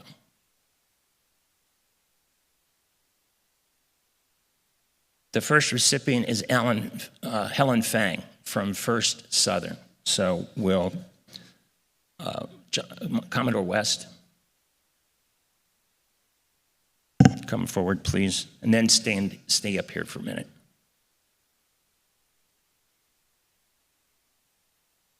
Commodore Krieger, back up again, representing for Dr. Matilda Rivera.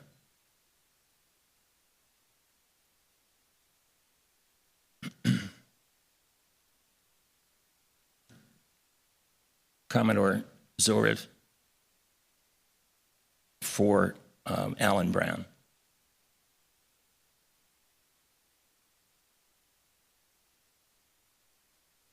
Excuse me, that was Sonny Thatch. Commodore Thatch. Now, for Chris Edward Stout in District 9th Western, and Felix Lopez for 11th Southern.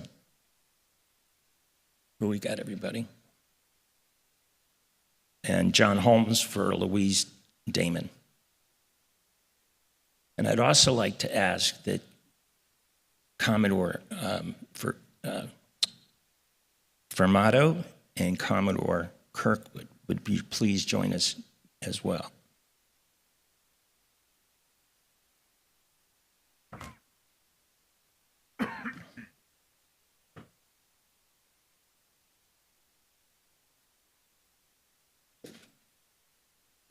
Commodores Kirkwood and Fermato were presented their award for their participation in this program by Commodore Schultz before he left during the ASUC meeting. And they have been instrumental in helping back us up with the thoughts that we have for moving this culture into a new generation and with a distinctive effort to be the best. So thank you all for those efforts on this team. And with that said, I appreciate all of what you've done. So give yourself a round of applause for the efforts that you put forth.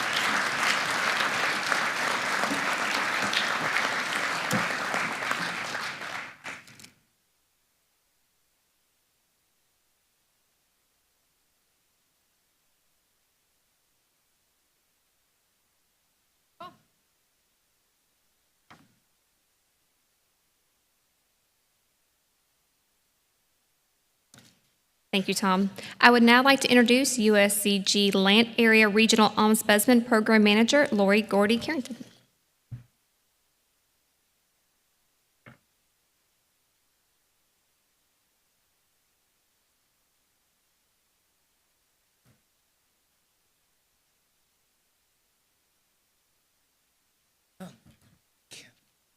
Well, good afternoon, everybody. First, I want to say thank you, thank you, thank you for your service and for everything that you do for our Coast Guard. As she said, I am the Atlantic Area Regional Ombudsman Coordinator. I am here representing them and also my counterpart, Mr. Ryan Fallenkamp from PAC area. What I'd like to do is first tell you my first interaction with an auxiliarist. That happened in 1989. I got stationed at a place called Station Paramore Beach in Wachapreak, Virginia. Some of you may have heard this story before, but I feel it's really important to share. I show up with my husband because I did what everybody's supposed to do and get married right after boot camp with no place to live. And I went to my duty station. And the 44 pulled up. They threw out my Mustang suit. They said, put it on. They told my husband he'd see me when I got qualified. So we drove on out to that station. I got there and I looked around. I didn't see anybody that was like me. And when I say that, we had one thing in common. We had the uniform in common. But there was no black person there. There was no female there. It was all men. And the majority were from the Eastern Shore, which is a little different, especially back in the 80s. So I struggled. I struggled hard. I struggled at work. I struggled at home. But at work, it was hard because my other fellow Coast Guardsmen, we had challenges. They weren't really willing to work with me. And I was new to the Coast Guard, and I didn't know what I didn't know. But the auxiliary there, and I wish I could remember his name, he was a watchstander. And I didn't go to him. He saw me struggling, and he asked me, how could he help? I needed somebody to help me get qualified, to take the time. I needed someone maybe to encourage the others to work with me. And that's what that auxiliarist did for me. I mean, when I was ready to give up, he gave me the courage to keep going. So I say that to say that I'm not sure he knew the impact he was having at that time, but it was tremendous for me. And that was my first interaction with the auxiliarists. And a lot of our Coast Guard men and women don't really know. I think they know a lot more now about auxiliarists than they did then, but I took that with me. So when I looked at the slide and I saw integrity, inclusion, inspire, all of those, that auxiliary, all of those things he encompassed, and he inspired me. to do the same when I went to other places. So again, I know how powerful it is, your presence and everything that you bring to the table. But I'm here to specifically talk about the Ombudsman program. So I will ask, how many of you know what an Ombudsman is or are familiar with the Ombudsman program? Oh, this is perfect. This is wonderful. I love it. For those of you who don't know, an Ombudsman is an official member of the unit's command staff, a resource for our unit members' families. And when we say family, we're talking about the Coast Guard family, because you know all of our units have different missions, and the family looks a little different. It could be civilian, it could be auxiliary, it could be active duty, officer, enlisted. Everybody is part of that family. So there are things that all ombudsmen would have in common. One, they act as an official representative. Two, they function as that communication link between the families and commands, because you know you can't have every family member calling the command asking questions. They provide resource and referral, so they're like our information and resource specialists, and they respond to crisis within the command and outside. So that could be individual crisis, or that could be a command crisis, such as a hurricane, a death at the unit, an accident, those types of things. What we'd like, because we know that you do, you're lawyers, you're chaplains, you cook, you do all these other types of things, but you can also be ombudsman. It's been interesting because as people have passed the table outside and asked questions about who can be an ombudsman, we have ombudsmen that are spouses of auxiliary. We have auxiliary ombudsman, and now, for the first time, we actually have an auxiliary helping out our work-life staff as an ombudsman coordinator out in D17. So there's a variety of ways you can still contribute, and we would love to have you as a part of our team. Now, even though you yourself may not be interested in being an ombudsman, I know you know folks that are. Folks that maybe had to rotate out of a position and are still in the area. What auxiliary brings to the table is, one, your knowledge of the area, the continuity.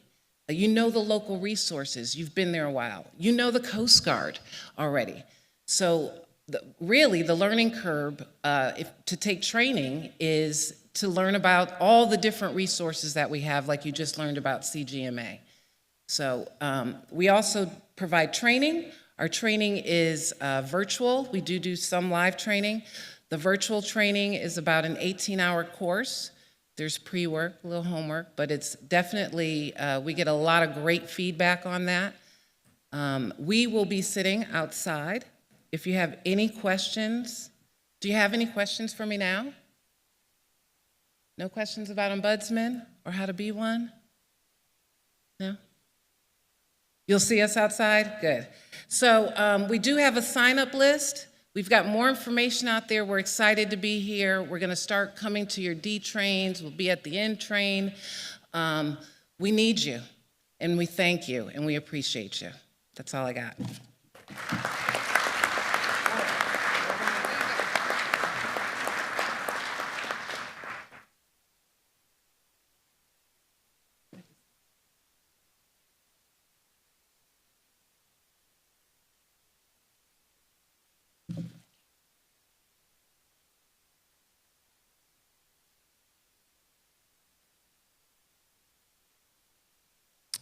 All right. Commander, would you please come to the podium for the next group of award presentations? And we will have the admirals, the captain, and Commodore Formato. You're up again. Sorry. To the front, please.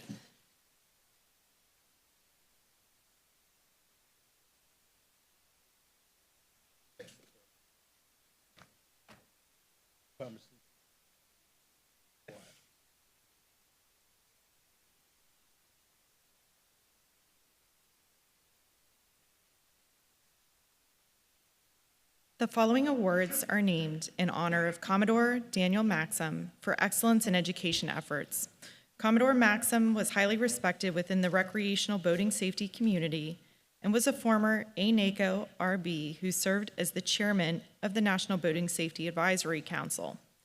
A prodigious educator and author, he made countless contributions to help educate the public about RBS. These awards honor his legacy of superior education performance by recognizing the best of the best auxiliary instructors. Commodore Kurt Serac, please come forward to receive the following award on behalf of Commodore Joseph Giannatasio.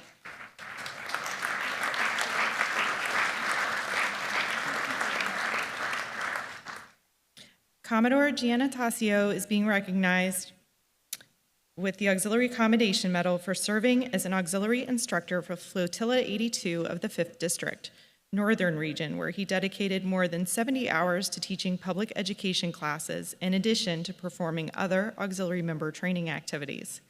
He also meticulously developed other instructors, thoroughly answered their questions, and significantly improved their classroom performance through superlative mentoring, guidance, and coaching. Such exceptional performance set the standard for all auxiliary instructors to emulate and deservedly earned Commodore Giannatasio distinct recognition as winner of the 2023 Commodore Daniel Maxim Award for Excellence in Education. Thank you, Commodore Giannatasio, and thank you, Commodore Serac, for receiving on his behalf.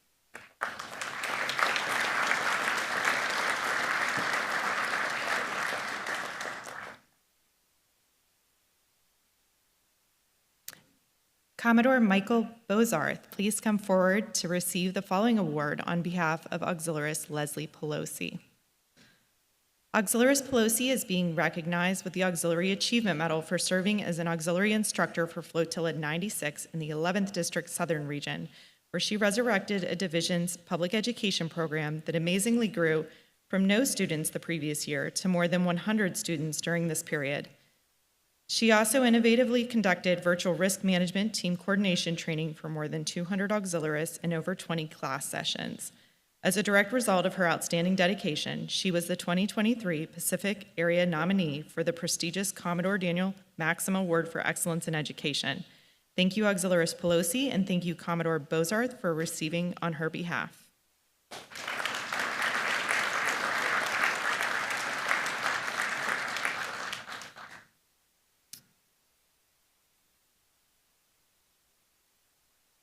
Commodore Susan Thurlow, please come forward.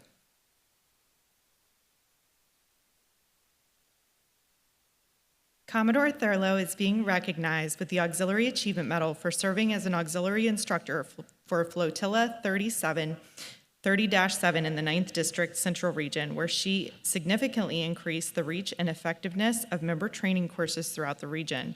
She also dedicated over 150 hours towards training auxiliarists in a diverse array of courses and venues, including risk management team coordination training, operational workshops, and one-on-one sessions. As a direct result of her outstanding commitment, she was the 2023 Atlantic West nominee for the prestigious Commodore Daniel Maxim Award for Excellence in Education. Thank you, Commodore Thurlow.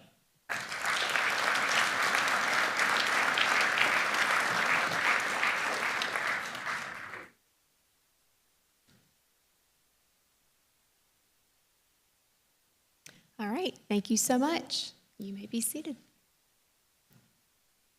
I would now like to call up Barry Denton.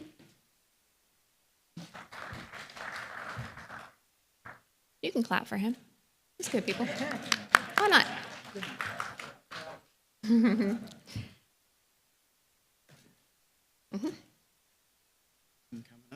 All right. Yep. I would now, let's see, we're going to call up the districts. There were 25 awards from 11 districts. I will read them in numerical order.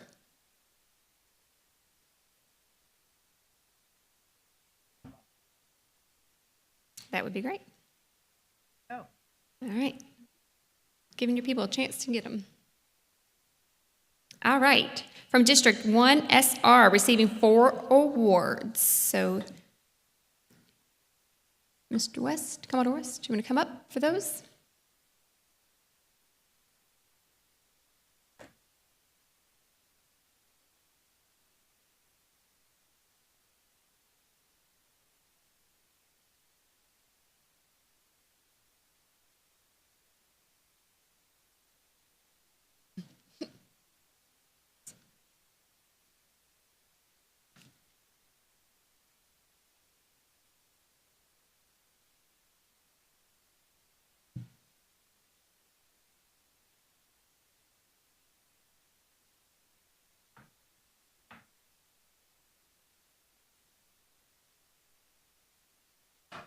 Congratulations, District 1 SR.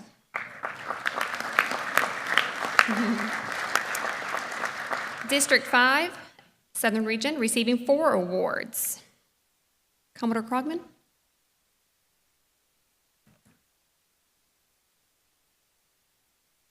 Public Affair Awards, sorry.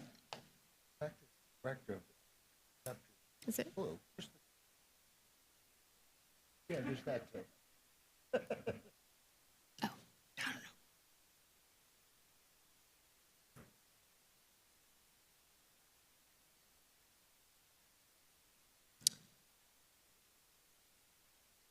Congratulations.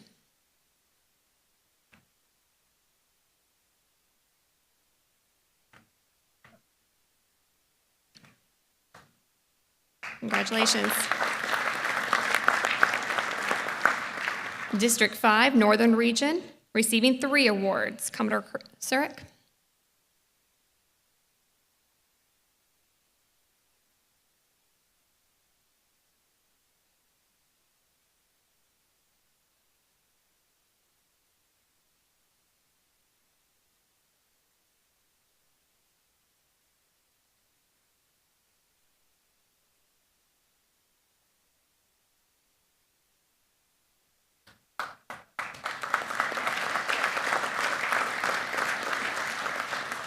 Commodore Holmes, please come up.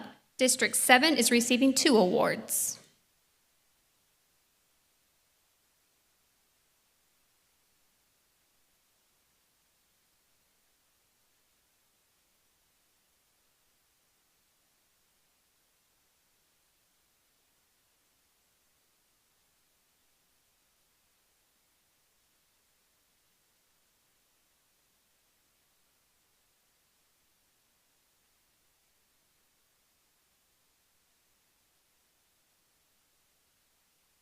Congratulations.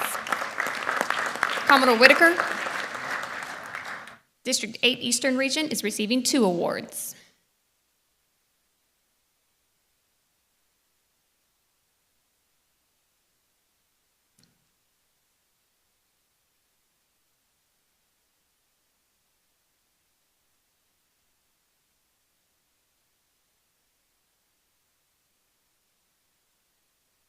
Congratulations.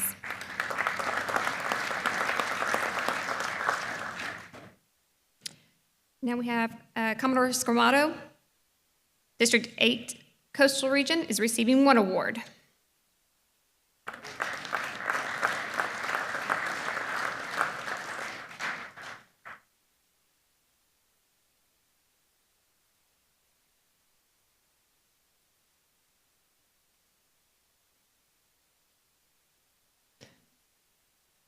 Commodore Thatch, congratulations, sir.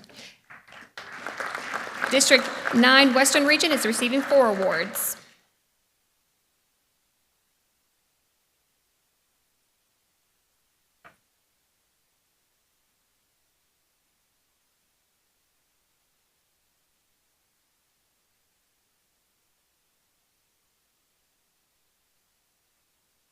Mm-hmm. You know you're photogenic, right?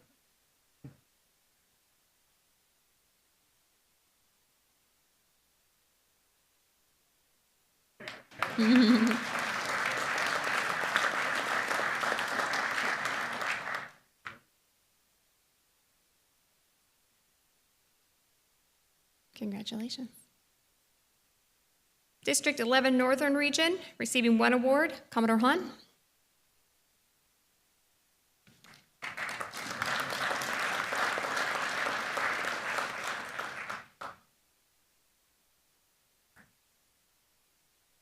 Congratulations. Commodore Borzarth, District 11 Southern Region, receiving 1 award.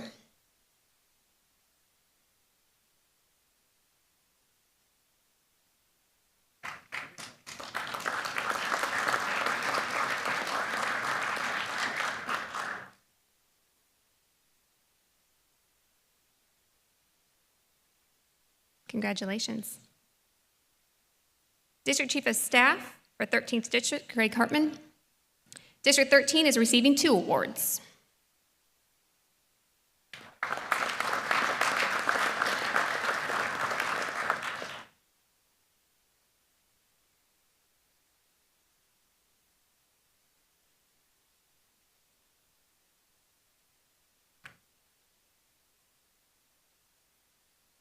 Congratulations.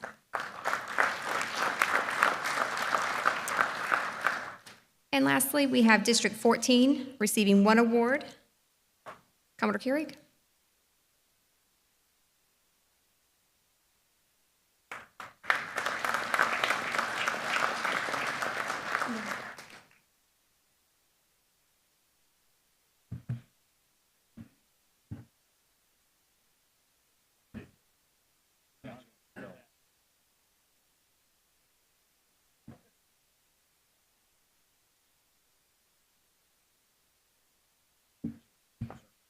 Congratulations to all the winners.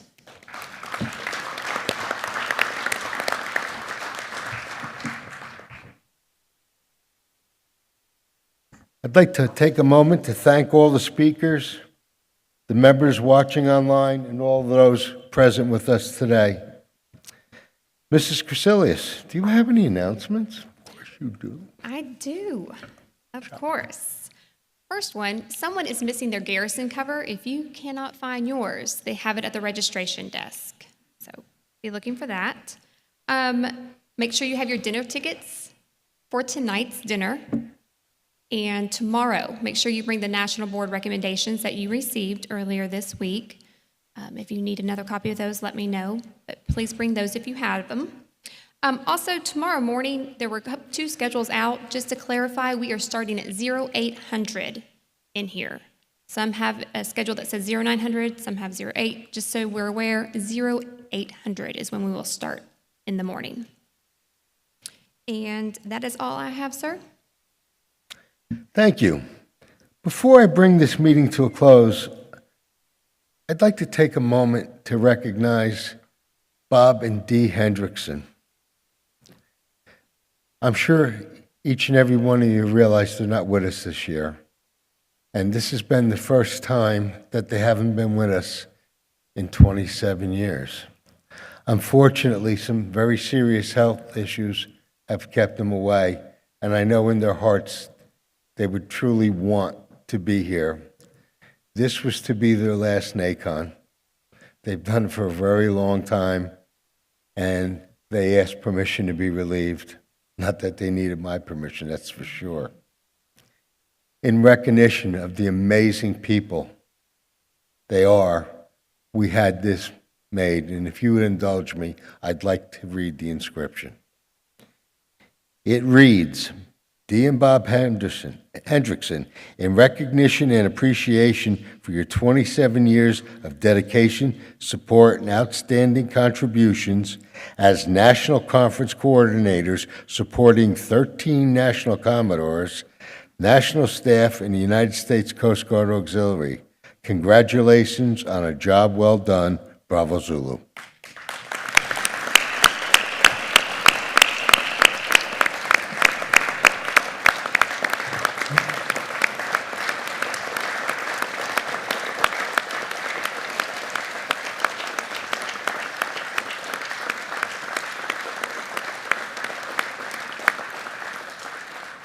I believe Bob is still hospitalized, so I'm going to ask each of you to keep both of them in your thoughts and prayers. I now recess the meeting of the National Board until 0800 tomorrow morning. Enjoy the rest of your day. I hope to see you this evening at our patriotic-themed banquet. And Commodore Stevens, if I could have a moment of your time. Thank you, sir.